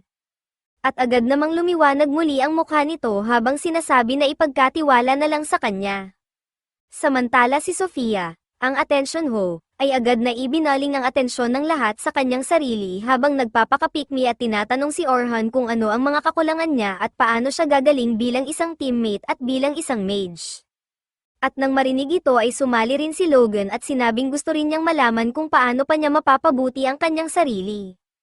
Kaya sinabi ni Orhan sa kanilang lahat na kumalma muna at nagpatuloy sila sa pag-usad patungo sa 36th floor kung saan nagsisimula ng mag-warm up ang mga newbies. Tinawag naman ni Selma si Orhan at sinabing ngayon ang kanilang huling araw at ang pinaka-challenging sa lahat kaya kailangan nilang siguraduhin na walang magiging problema at matagumpay nilang matatapos ang expedition. Pagkatapos ay humarap siya sa party ni Orhan at sinabing mukhang nagustuhan talaga siya ng mga bata. At tapat na inamin ni Orhan na matapos ang newspaper article ay inakala niyang nawala agad ang lahat ng respeto ng mga ito sa kanya. Pero mali pala siya dahil mas matalino at mas independent ang mga batang ito kaysa sa inaakala.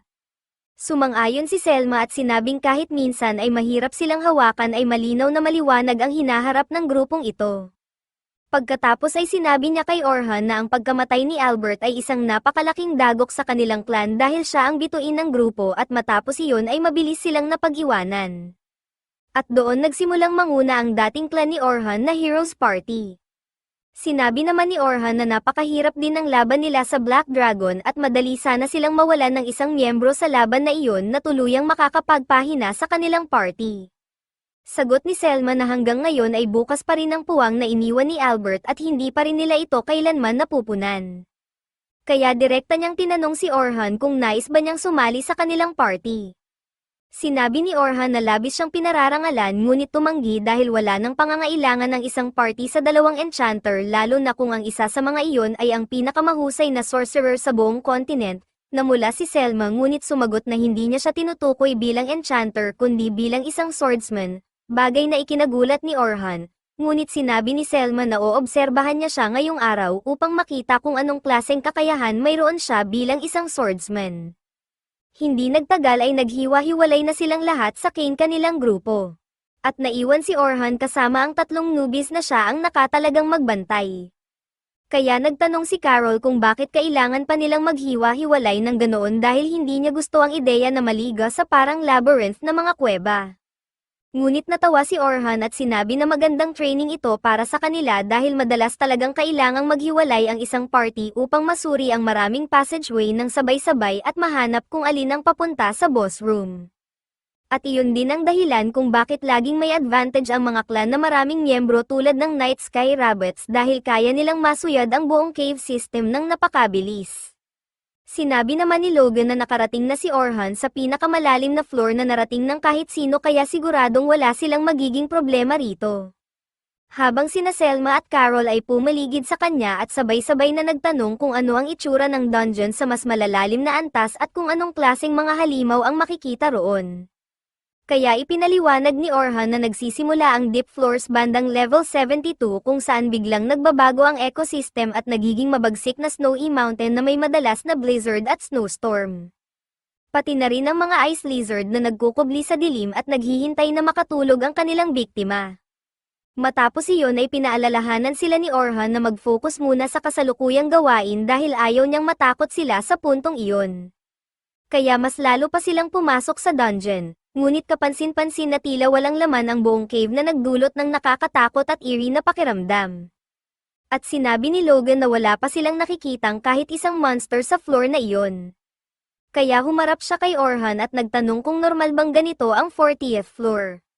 Ngunit umiling lamang si Orhan habang lalo pang humihigpit ang kaba sa kanyang sikmura at naisip niya kung tama ba ang kutob niya na may seryosong mali sa dungeon ngayong araw.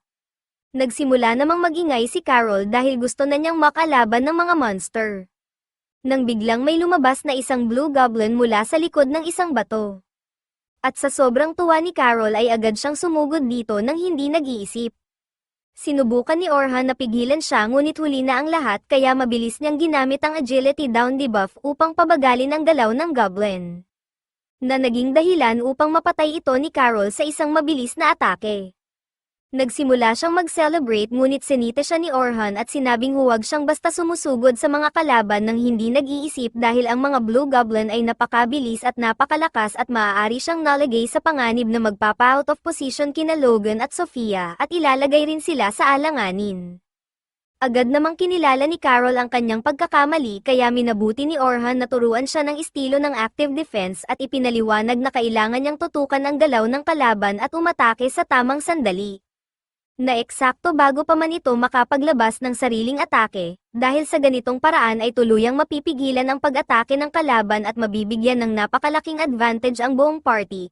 Namangha si Carol sa narinig niya ngunit maya-maya ay itinulak siya ni Logan sa tabi at humingi rin ng gabay, ngunit bago pa sila makalapit ay sinabi ni Orhan na lumingon sila dahil may dalawang wolf monster na papalapit sa kanila mula sa likuran.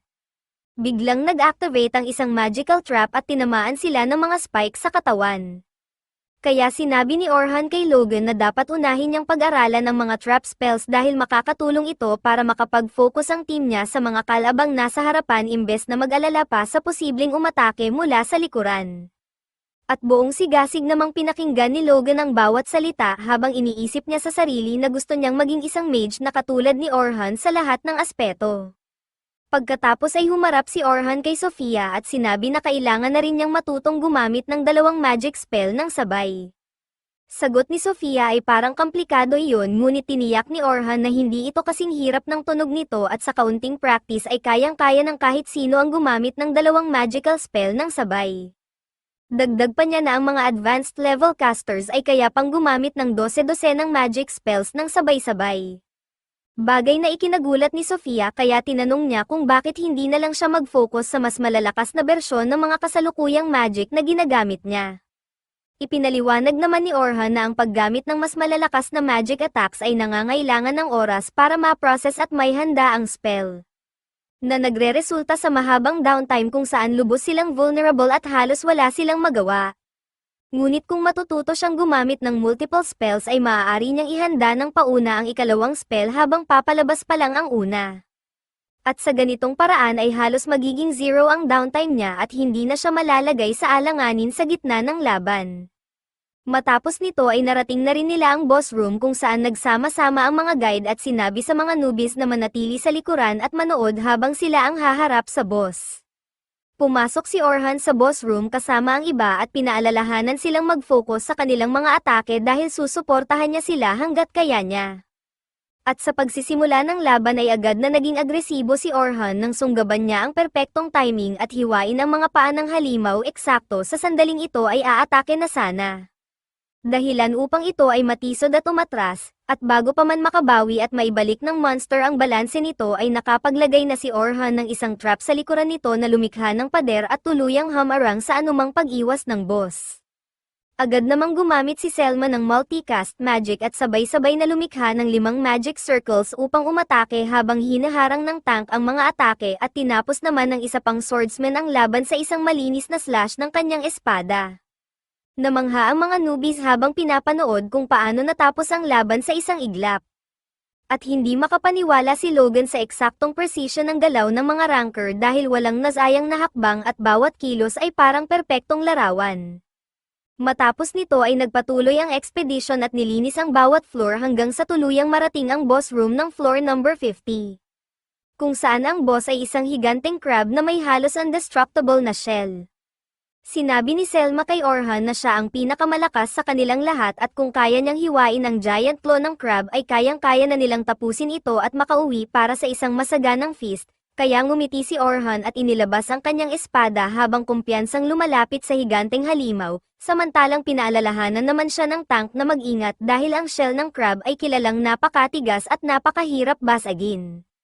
Ngunit tila wala itong pakialam kay Orhan dahil agad siyang tumalon sa ere at buong lakas na ibinagsak ang kanyang espada sa joint ng crab. Walang kahirap-hirap na hiniwa ang giant claw nito at tuluyang inalis ang nag-iisang banta na kailangan sana nilang pag-ingatan. At matapos iyon ay madali nang tinapos ni Selma at ng iba pa ang halimaw. Kaya nagpalakpakan ang lahat habang tuluyan nang natapos ang expedition at naghanda na silang bumalik.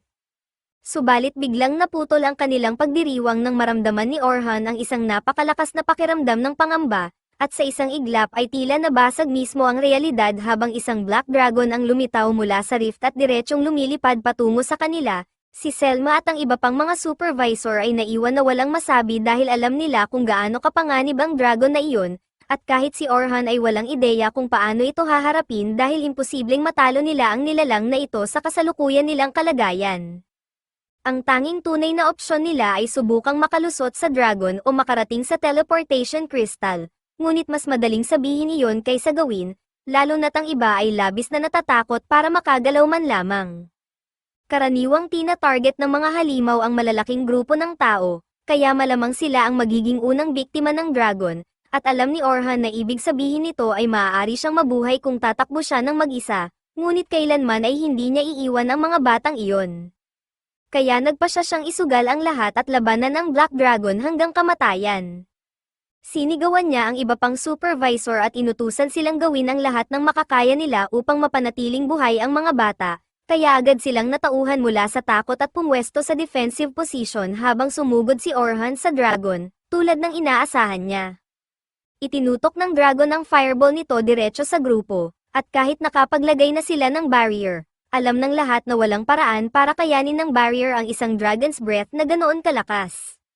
Gayunpaman, sa mismong sandali ng pagtama, nagawa ni Orhan na mag-cast ng split-second buff upang palakasin ang barrier ng sapat para makaligtas ang lahat.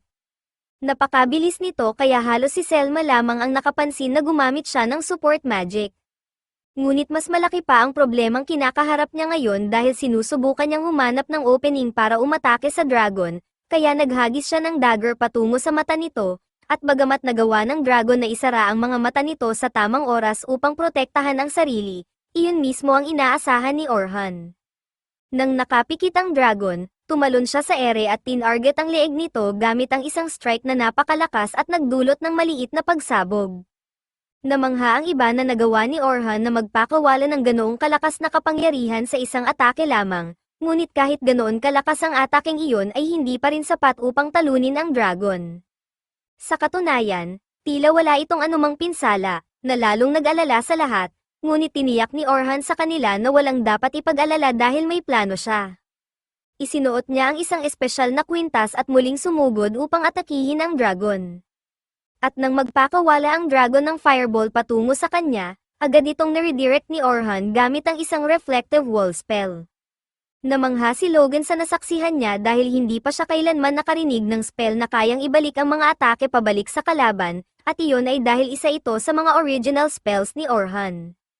Inaasahan sana ni Orhan na sapat ang lakas ng apoy ng dragon upang masugatan ito, ngunit nananatili pa rin itong walang kahit anong pinsala, kaya mapipilitan siyang gumawa ng mas matinding hakbang. Nagcast siya ng status boost spell sa sarili niya, isang spell na nagdodoble sa stats ng lahat ng skills ng kanyang core attributes, ngunit nag-aalala pa rin si Selma dahil kahit malakas si Orhan, ang simpleng pagdodoble ng kanyang stats ay hindi magiging sapat upang makipagsabayan sa kapangyarihan ng dragon. Gayunpaman, hindi kailanman binalak ni Orhan na hanggang pagdodoble lamang ang gagawin niya, kaya nagpatuloy siya at nagcast pa ng status boost sa sarili niya ng 4 pang beses, na nagtaas ng kanyang kapangyarihan ng 32 beses kumpara sa orihinal. Naiwang lubos na hindi makapaniwala si Selma dahil karaniwan, kapag sinubukan mong i-cast ang parehong spell ng maraming beses, ni-reset lamang nito ang duration ng spell at hindi nag-stack ang mga epekto nito, kaya wala siyang ideya kung paano nagawa ni Orhan ang ganoong kahindik-hindak na bagay. Ngunit may kutob siya na hindi lamang ito ang alas ni Orhan. Sa 32 times boost, kaya na ngayong gumalaw ni Orhan ng napakabilis na hindi na siya masundan ng paningin ng iba, ngunit hindi niya ito mapapanatili ng matagal dahil ang pagcast ng katumbas ng 30 spells ng sabay-sabay ay may napakalaking epekto sa kanyang katawan. Nais niyang tapusin ang laban sa lalong madaling panahon kaya muli siyang tumalon diretso patungo sa dragon, ngunit habang nasa ere siya, nagsimulang iwas-iwas ng dragon ang buntot nito upang pabagsakin si Orhan mula sa himpapawid. Gayunpaman, nagawa ni Orhan na lumikha ng isang floating platform sa ilalim ng kanyang mga paa upang maiwasan ang tail swipe. Ang platform na nilikha niya ay hindi resulta ng isang spell kundi gawa ng kanyang espesyal na kakayahan, isang kapangyarihang taglay ng ilang tao. Sa kaso ni Orhan, ang kanyang ability ay Magical Convergence, na nagbibigay daan sa kanya upang tipunin ang magic sa isang punto at gawing materyal ito. Nagagawa rin niyang gamitin ang raw magic upang itulak ang sarili sa ere, kaya napaka-versatile ng kanyang ability sa labanan, ngunit hindi ito nangangahulugang siya lamang ang may ganitong kapangyarihan. Si Oliver ay may taglay ding parehong ability, ngunit sa halip na gamitin ito para sa mobility, ginagamit niya ito upang palakasin ang kanyang mga atake. Nagcast si Orhan ng sunod-sunod na buff sa kanyang espada habang muli siyang sumusugod para umatake, at sa pagkakataong ito ay nagawa niyang makapagdulot ng disenteng pinsala sa dragon, ngunit ang pagod mula sa pagpapanatili ng lahat ng kanyang buffs ay unti-unti nang bumabawi sa kanya. Nakikita ni Selma na nahihirapan na si Orhan, ngunit ang iba pang mga supervisor ay hindi sapat ang lakas upang makasabay sa dragon, at kahit sumama pa siya sa laban nang wala ang iba, hindi rin niya iniisip na makakatulong siya ng malaki kay Orhan. Ito ang unang pagkakataon sa mahabang panahon na nakaramdam si Selma ng tunay na takot kaya hindi tumitigil sa panginginig ang kanyang katawan gaano man niya subukang pigilan ito, ngunit gagawin pa rin niya ang lahat upang matiyak na ligtas ang mga estudyante upang makapag-focus si Orhan sa kanyang laban. Ilang taon na ang nakalipas, noong bata pa si Orhan, ginugugol niya ang buong araw sa pakikipaglaro kina Luna at Oliver sa kanilang nayon at namumuhay silang lahat ng payapa, ngunit nagbago ang lahat nang umatake ang Fire Nation. Isang araw ay nasa labas ng nayon sina Orhan at Oliver para magsanay, at pagbalik nila ay natagpuan nilang ang buong nayon ay sinunog hanggang sa maging abo ng mga bandido at ang lahat ng kakilala nila ay pinaslang sa mga lansangan. Lubos silang nadurog at kinamuhian ang kanilang mga sarili dahil hindi nila naprotektahan ang mga taong mahalaga sa kanila, ngunit wala na silang magagawa noon. Ginugol nila ang natitirang bahagi ng araw sa paglilibing sa mga bangkay ng kanilang mga kaibigan at pamilya na napatay sa pag-atake, at mula sa araw na iyon ay nanumpa sina Orhan at Oliver sa isa't isa na magiging sapat ang kanilang lakas upang matiyak na hindi na muling mangyayari ang ganitong trahedya. Iyan ang pangakong buong buhay na pinagsikapan ni Orhan na tuparin, at hinding-hindi niya hahayaang may kahit isang dragon na hamarang sa kanya sa pagprotekta sa kanyang mga kaibigan. Ang purple mist na bumabalot sa dragon ngayon ay indikasyon na malapit na nitong pakawalan ang pinakamalakas nitong atake, kaya iniisip ni Selma kung ano ang balak gawin ni Orhan sa sitwasyong ito. Napag-isip-isip ni Orhan na ang purple mist ay malamang gumagana katulad ng magical convergence. Ibig sabihin ay kasalukuyang nagtitipon ng enerhiya ang dragon para sa susunod nitong atake. Ginagamit ng dragon ang enerhiyang iyon upang bumuo ng mga sandata sa iba't ibang direksyon, ngunit noong huli siyang nakipaglaban sa isa sa mga nilalang na ito, mas marami itong ginagamit na sandata kaysa ngayon, kaya malinaw na minamaliit pa rin siya ng dragon at balak niyang samantalahin iyon. Kaya habang nagsisimulang magpaputok ang dragon kay Orhan, mabilis siyang kumikilos pakaliwat pakanan upang makaiwas at pagkatapos ay gumamit ng fireball upang ma-distract ang dragon habang lumalapit siya para muling umatake. Ngunit sa kasamaang palad, dahil sa karagdagang enerhiyang naipon ng dragon, ang mga kaliskis nito ay naging masyadong matigas para hiwain ni Orhan. Mas lalo pang lumala ang sitwasyon dahil halos wala siyang puwang para makabawi ng hininga sapagkat tuloy-tuloy siyang binobomba ng dragon ng mana attacks, kaya naglagay siya ng rock wall upang protektahan ang sarili. Ngunit hindi iyon naging kasing epektibo ng inaasahan niya dahil nagawa ng dragon na i-bank ang isa sa mga spears nito paikat sa pader, na nag-iwan kay Orhan na lubos na lantad. Mabuti na lamang at nag-precast siya ng reflective wall spell para sa ganitong sitwasyon, ngunit totoo ngang muntik na siyang mamatay sa pagkakataong iyon. Patuloy na nanonood ang iba ng pigil ang hininga habang umaasang magtatagumpay si Orhan, ngunit hindi iniisip ni Selma na magiging ganoon kadali ang lahat dahil kahit nakakasabay si Orhan sa dragon hanggang ngayon, wala pa rin siyang naitatalang decisive blow. Ang pakikipaglaban ng solo ay mas mahirap kaysa sa inaasahan ni Orhan, dahil gaano man niya kamuhian ang dati niyang party sa pagtataksil sa kanya, hindi niya may kakailan na napakalaki ng naitutulong ng mga ito. Noong huli silang humarap sa isang dragon, hinarang ni Derrick at Luna ang lahat ng mana attacks nito, nagbigay si Nelly ng perpektong cover fire, at sapat ang lakas ng Divine Flash ni Oliver upang tapusin ang laban. Ngunit ngayong wala sila rito, napipilitan si Orhan na gampanan ang lahat ng tungkulin nila ng sabay-sabay. Alam niyang hindi ito magiging madali, ngunit hindi opsyon ang pagkabigo para sa kanya, kaya kailangan niyang humanap ng paraan upang magtagumpay. Nagsimula siyang gamitin ang mga active defense techniques na itinuro niya kay Caroline upang mapanatiling wala sa balanse ang dragon at maistorbo ang attack pattern nito, habang inilalayo rin ito upang hindi makapagpadala ang dragon ng anumang atake patungo sa mga estudyante. Nang makalayo siya ng sapat mula sa iba, sabay-sabay na pinakawalan ni Orhan ang malawak na hanay ng Fire Blast spells laban sa dragon. Nanatiling halos walang pinsala ang dragon, ngunit alam na ni Orhan na hindi iyon sapat upang tuluyan itong pabagsakin, kaya nga ilang sandali ang nakalipas ay gumawa siya ng ilang pagbabago sa kanyang fireball spells. Binago niya ang mga ito at ginawang mga patibong na sumisipsip ng ambient mana upang muling mag-activate sa regular na pagitan ng may mas matinding lakas, ibig sabihin ay patuloy nitong babanatan ang dragon ng paulit-ulit hanggang sa kanselahin ni Orhan ang spell. Unti-unting nababawasan ang health ng dragon dahil sa sunod-sunod na pagsabog, ngunit tumatanggi pa rin itong bumagsak at kalaunan ay nagawa nitong sirain ang lahat ng magic circles. Sa kabutihang palad, may ilan pa ring alas si Orhan. At dahil si Oliver ang nagbigay ng huling suntok noon gamit ang Divine Slash, nagpa siya si Orhan na gawin din ang sarili niyang bersyon ng galaw na iyon. Nang magpakawala ang dragon ng fireball patungo sa kanya, pinakawalan ni Orhan ang kanyang Divine Slash, at upang masigurong hindi ito maarang, nagcast siya ng Impact Puff sa mismong sandaling sumalpok ito sa apoy ng dragon, kaya lalo pang umusad ang slash ng may mas matinding puwersa hanggang tuluyan itong tamaan ng direkta ang dragon. Nagresulta ito sa isang napakalakas na pagsabog, at maya-maya ay may bahagi ng dragon na bumagsak sa lupa, dahilan upang isipin ng lahat na matagumpay na itong napabagsak ni Orhan. Ngunit taliwas dito, buhay na buhay pa rin ang dragon. Lumalabas na isinakripisyo nito ang buntot upang harangin ang slash ni Orhan, isang bagay na hindi niya naisip, bagaman sa totoo lang ay dapat niya itong inasahan mula sa isang napakalakas na boss. Nagsimulang magpakawala ang dragon ng mas marami pang blasts kay Orhan kaya muli siyang tumakbo upang umiwas, ngunit sa kalagitnaan nito ay naubos ang oras ng kanyang buffs kaya bumalik sa normal ang kanyang lakas. Nakita ito ni Selma at sinubukan niyang tulungan si Orhan sa pamamagitan ng pagcast ng sarili niyang status buff sa kanya, ngunit agad iyong kinansela ni Orhan at sinabi sa kanya na huwag makialam dahil hindi sapat ang lakas ng kanyang buffs upang makagawa ng malaking pagbabago sa sitwasyong ito.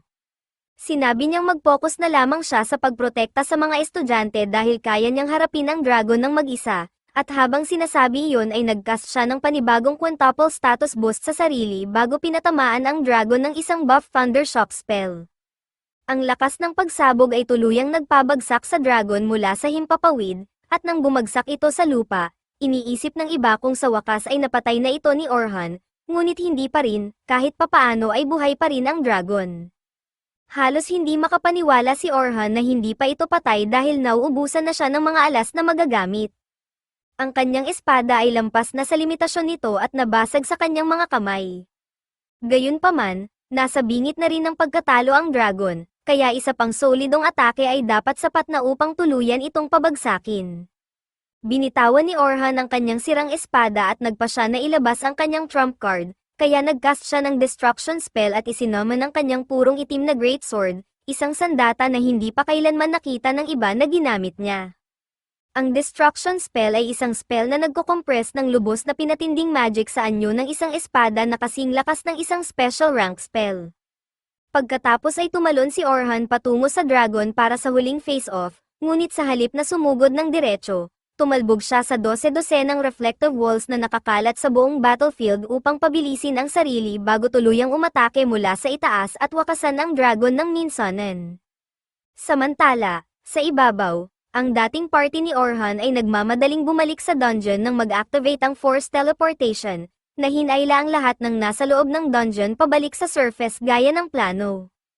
Ngunit sa kanilang pagkabigla, habang papasok na sana sila, bigla silang nakaharap sa Black Dragon. Sa una ay nagulat silang lahat, ngunit agad na pagtanto ni Luna na patay na ang dragon at malamang ay na-teleport ito kasama ng ilang adventurers. At sa tabi ng bangkay ng dragon, nakita niya si Orhan na nakasandal sa kanyang espada gamit ang natitira niyang lakas. Nakikita niyang nasa napakasamang kalagayan ang katawan nito kaya dali siyang lumapit upang pagalingin siya, ngunit pinigilan siya ni Orhan at sa halip ay hiniling na siya na lamang ang bahala sa natitirang cleanup dahil gusto na niyang umuwi at umidlip. Sa sandaling iyon, Napagtanto ni Luna na si Orhan lamang ang mukhang sugatan sa kanyang team, at ibig sabihin nito ay siya mag-isa ang tumalo sa dragon, isang bagay na tila hindi ka panipaniwala. At kung pag-uusapan ng hindi ka panipaniwala, tahasan namang tumanggi si Derrick na paniwalaan iyon, at walang kahit anong ebidensya o katotohanan ang makapagbabago ng kanyang isip. Alam na ni Orhan na masasayang lamang ang kanyang hininga kung susubukan pa niyang makipag-usap sa isang blockhead na tulad niya. Kaya hindi pinansin ni Orhan ang provocation ni Derrick at nagpatuloy sa paglalakad pauwi, na lalo lamang nagpasiklab ng galit ni Derrick. Bigla namang sinigawan ni Luna si Derrick at sinabihang tigilan na ang pagpapahiya sa sarili dahil sa madaling salita, isa siyang bum at mananatili siyang bum hanggat hindi niya matanggap na mas mahina siya kapag wala ang tulong ni Orhan. Ang ganoong lohikal na pahayag ay lalo lamang nagpasiklab ng galit ni Derrick kaya sumugod siya kay Luna. Ngunit hindi siya nagbibiro nang tawagin niya itong bum dahil na-freeze niya ito sa kinatatayuan ng hindi man lang nagtataas ng daliri, at kaya pa sana niyang tuldukan ang buong career ni Bro kung gugustuhin niya.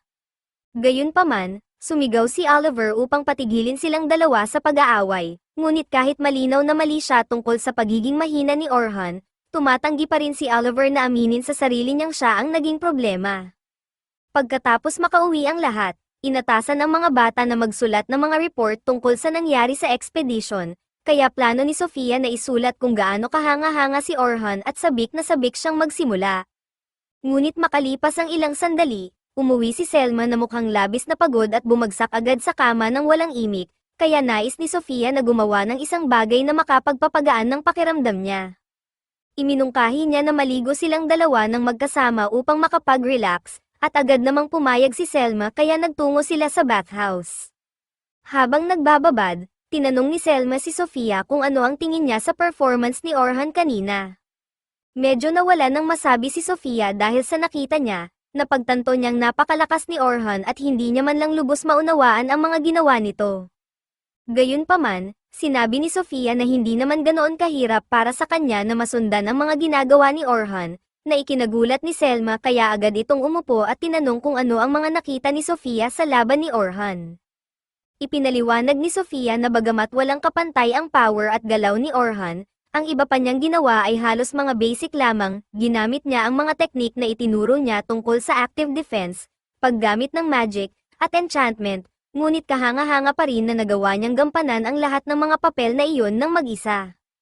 Namangha si Selma na ganoon karami ang naunawaan ni Sofia mula sa kahangahangang ipinakita ni Orhan, at nakakaramdam siya ngayon ng pagiging inferior dahil alam niyang hinding-hindi niya maaabot ang kapangyarihan ni Orhan. Ngunit sinabi ni Sofia na si Selma pa rin ang pinaka-nirerespeto niya at walang makapagbabago noon, kaya pinayuhan niya itong huwag masyadong pahirapan ang sarili. At tungkol sa sobrang pagpapagod, kinabukasan ay dinaranas ni Orhan ang after effects ng labis na pag-exert niya laban sa dragon. Alam niyang mangyayari ito at itinuturing pa nga niyang maswerte ang sarili dahil sa dami ng magic na ginamit niya, nakalusot siya na kaunting pananakit lamang ng katawan ang tinamo. Bumangon siya upang sumilip sa bintana at nagulat nang makita si Selma na papunta sa kanyang lugar. Makalipas ang ilang minuto, nagkita ang dalawa sa isang kafe at nagpaumanhin si Selma sa pang-iistorbo. Ngunit nais lang talaga niyang kumustahin siya upang matiyak na maayos ang kalagayan niya. Sinabi ni Orhan na walang dapat ipag-alala dahil ayos na ayos siya, ngunit pinahahalagahan niya na nag-abala si Selma na puntahan siya. Tumayo si Selma at formal na nagpasalamat kay Orhan dahil siya ang pangunahing dahilan kung bakit natapos nila ang expedition ng walang kahit isang casualty, at habang buhay siyang magpapasalamat sa ginawa niya. Tinanong niya si Orhan kung nais ba nitong pumunta sa kanyang clan dahil nais siyang makilala ng kanilang leader, at dahil wala naman siyang gaanong ginagawa sa araw na iyon, pumayag si Orhan. Pagdating nila sa clan, dumiretso agad sa punto ang leader at tinanong si Orhan kung nais ba niyang sumali sa Silver Rabbit Clan. Sinabi niya na maaari siyang sumali bilang frontline attacker para sa Unit 1, ang kanilang pinakamalakas na grupo ng adventurers, at agad siyang ipo-promote bilang lieutenant kapag sumali siya. Nagulat si Orhan sa alok dahil bihirang-bihira para sa isang kasing bata niya na maging lieutenant, ngunit iginiit ng leader na higit pa sa sapat ang kanyang experience at skill para maging kwalipikado sa posisyon. Natuwa si Orhan sa alok at halos sino man ay agad tatanggapin ang ganoong oportunidad, ngunit ayaw niyang magbigay ng sagot kaagad kaya humiling siya ng kaunting panahon upang pag-isipan ito. Naunawaan iyon ng clan leader at sinabi kay Orhan na maaari siyang maglaan ng kahit gaano karaming oras ang kailangan niya. Ngunit habang paalis si Orhan, ipinaalam sa kanya na nais din siyang makita ng leader ng Adventurers Guild, kaya nagpasya siyang doon naman magtungo. Habang naglalakad, iniisip niya ang alok ng Silver Rabbit Clan at aminado siyang napakagandang oportunidad iyon, ngunit hindi niya maiwasang mag-alala na baka mauwi lamang sa kaparehong sitwasyon tulad ng nangyari sa dati niyang team, at iyon ang huling bagay na nais niyang maulit. Ayaw na nga niyang isipin pa ang mga jerks na iyon matapos ang lahat ng pinagdaanan niya dahil sa kanila, ngunit sa kasamaang palad, pagdating niya sa meeting kasama ang Guildmaster, nalaman niyang naroon din ang mga dati niyang party members. Nagsimula ang pulong at binanggit ng Guildmaster na ayon sa lahat ng reports, si Orhan ang pumatay sa Black Dragon, kaya tinanong niya kung totoo iyon at kinumpirma ni Orhan. Ngunit agad na tumawa nang may paghamak sina Derrick at Ellie at sinabing dapat pangaraw silang pasalamatan ni Orhan dahil sinwerte lamang siya na maibigay ang final hit matapos nilang pahinain ang dragon, at talagang kahanga-hanga ang antas ng delusyon nila. Tama lamang na sinabihan ni Orhan si Derrick na manahimik dahil masyado itong bobo upang makabuo ng wastong opinyon, at habang magwawala na sana si Derrick, inutusan siya ng Guildmaster na umupo bago pa siya masuspinde. Pagkatapos ay hinarap ni Orhan si Oliver at tinanong kung bakit niya naisip na magandang ideya na dalhin ang bago niyang enchanter sa 92nd floor ng dungeon sa unang araw pa lamang nito. Tinanong niya kung inakala ba nitong magiging madali iyon dahil nakapunta na siya roon dati, at tama ang hinala ni Orhan, ngunit masyadong mataas ang pride ni Oliver upang aminin iyon. Pinagsabihan siya ni Orhan dahil sa napakawalang isip na desisyon, sapagkat malinaw niyang binalaan noon si Oliver na huwag pumunta roon dahil hindi pa siya sapat ang lakas upang harapin iyon. Naalala iyon ni Oliver, ngunit inisip niyang kung makakakuha sila ng enchanter na may magic na mas epektibo pa kaysa kay Orhan, magiging madali na ang pagdaan sa mas malalalim na floors. Sa puntong ito, hindi nagalit si Orhan tungkol sa pagkakatanggol sa kanya, ngunit galit siya dahil tila hindi pa rin nauunawaan ni Oliver kung gaano kahalaga ang tungkulin ng isang enchanter. Sumagot si Oliver at pasiga na iginiit na lubos niyang nauunawaan ang halaga ng isang enchanter, kaya nga raw kumuha siya ng bago, ngunit sa paraan pa lamang ng pagsasalita niya ay malinaw kay Orhan na wala talaga itong naiintindihan sa tunay na ginagawa ng mga enchanter. Sinimulan ni Orhan isa-isahin ang mga individual na magic resistance at buff durations ng bawat miyembro ng team, at ipinaliwanag niyang kailangang bantayan ng isang enchanter ang lahat ng numerong iyon habang nagbibigay ng mga utos sa party at sabay na sinusubaybayan ang galaw ng kalaban, at gusto niyang malaman kung iniisip ba ni Oliver na kaya niyang gawin ang lahat ng iyon kung susubukan niya. Samantala, sa Silver Rabbit Clan, naglalakad sina Logan, Sofia, at Caroline sa mga pasilyo habang pinag-uusapan kung ano kaya ang susunod na gagawin ni Orhan. Wala pa silang gaanong balita mula sa kanya mula kahapon, ngunit sa tingin nila ay napakaganda kung sasali siya sa Silver Rabbits upang mas marami silang oras na makasama siya, kaya nagpasya silang puntahan siya at hilinging sumali. Sa kabilang banda, sa hardin, mag-isa namang nakaupo si Selma at iniisip din si Orhan. Nais din niyang sumali ito sa clan, ngunit nagdududa siyang gugustuhin ni Orhan na maging comrades ang isang tulad niya, sapagkat sa laki ng agwat ng kanilang kapangyarihan ay wala siyang maitutulong upang suportahan si Orhan at baka siya pa ang makapagpabagal dito. Ilang sandali pa, tumakbo ang mga bata papunta kay Selma at tinanong kung alam niya kung saan nakatira si Orhan. Tinanong sila ni Selma kung bakit nila kailangan ng address nito, at ipinaliwanag nilang balak nilang hikayatin si Orhan na sumali sa clan. Ngunit sa tingin ni Selma ay hindi iyon magandang ideya. Nais man din niyang sumali si Orhan, sinabi niyang baka mapigilan lamang nila ang pag-unlad nito kung mapapayag nila itong sumali. Gayunpaman, alam na ng mga bata ang bagay na iyon at batid nilang makasarili ang sadyang pigilan si Orhan, ngunit napakarami pa nilang gustong matutunan mula sa kanya at nais nilang lumakas ng sapat upang tunay na makatabi siya bilang mga kapantay. Sa pagkarinig nito, napagtanto ni Selma na marami rin siyang maaaring matutunan mula kay Orhan, at kahit hindi pa sila magkatugma sa ngayon, maaari naman siyang magsikap upang lumakas at paliitin ang agwat sa pagitan nila. Dahil dito, pumayag siyang hayaan ang mga bata na subukang kumbansihin si Orhan, ngunit hindi niya basta ibibigay ang kanyang personal na impormasyon ng walang dahilan. Kaya sa halip na ibigay ang kanyang address, sinabi ni Selma sa kanila na kamakailan lamang ay nagkaroon ng meeting si Orhan sa guild, kaya kung magmamadali sila ay maaari pa nila siyang maabutin bago siya umalis. Samantala, kakalabas pa lamang ni Orhan mula sa guild, at dahil naibigay na niya ang kanyang statement, papatawan ng penalty ang kanyang dating party dahil sa gulong idinulot nila. Handa na sana siyang umuwi para sa araw na iyon nang bigla niyang makita ang mga bata na tumatakbo papunta sa kanya, at hindi niya maipaliwanag kung bakit ngunit pakiramdam niya ay magiging troublesome ang pakikipag-usap sa kanila. Kaya mabilis siyang lumiko papasok sa isang eskinita at nagsimulang tumakbo, ngunit dahil sa mga injury niya kahapon ay nahirapan siyang takbuhan ang mga ito. Sa halip, lumikha si Orhan ng ilang mana platforms at tumalon papunta sa bubong upang makaiwas, at mula roon ay pinanood niyang dumaan ang mga bata habang napabuntong hininga sa ginhawa nang hindi siya napansin, ngunit kailangan pa rin niyang magtago kaya napunta siya sa Graham store ng matanda. Nagtaka ang matanda kung bakit nagtatago si Orhan mula sa isang grupo ng mga bata, kaya tinanong niya kung ano ang nangyayari at ipinaliwanag ni Orhan na nag-aalala siyang hihilingin ng mga bata na sumali siya sa Silver Rabbit dahil napagpasyahan na niyang tanggihan ang alok at ayaw niyang saktan ang damdamin ng mga ito sa pagsasabing hindi. Nakita ng matanda na talagang mahalaga kay Orhan ang mga batang iyon kung nais niya silang iligtas mula sa pagkadismaya, at malinaw na mataas ang pagtingin ng mga ito sa kanya. Kaya sinabi ng matanda na hindi naman niya kailangang mag-isa habang buhay dahil lamang sa mga nangyari noon, at ang mga salitang iyon ay nagbigay kay Orhan ng maraming pag-iisipan. Nang gabing iyon, umakyat si Orhan sa isang burol upang pagnilayan ang lahat, ngunit nagulat siya nang dumating si Sofia makalipas lamang ang ilang sandali. Nagulat din si Sofia na makita siya roon dahil nagkataon lamang na napadaan siya, ngunit dahil nandoon na rin siya, sinamantala niya ang pagkakataon upang pasalamatan ng maayos si Orhan sa pagliligtas sa kanila. Pagkatapos ay hiniling niya kay Orhan na sumali sa Silver Rabbits, ngunit bago magbigay ng sagot, tinanong ni Orhan kung ano ang tingin ni Sofia sa Silver Rabbits. Sinabi niyang marami siyang natutunan mula sa Silver Rabbits at napakarami nitong naibigay na masasayang alaala, ngunit higit sa lahat, iyon ang lugar kung saan siya nabibilang, at ang pahayag na iyon ay tumimo sa puso ni Orhan. Kaya sa wakas ay nakapagpasya na siya. Kinabukasan, nakipagkita si Orhan sa clan leader at ipinaalam na nais niyang tanggapin ang alok at sumali sa Silver Rabbits.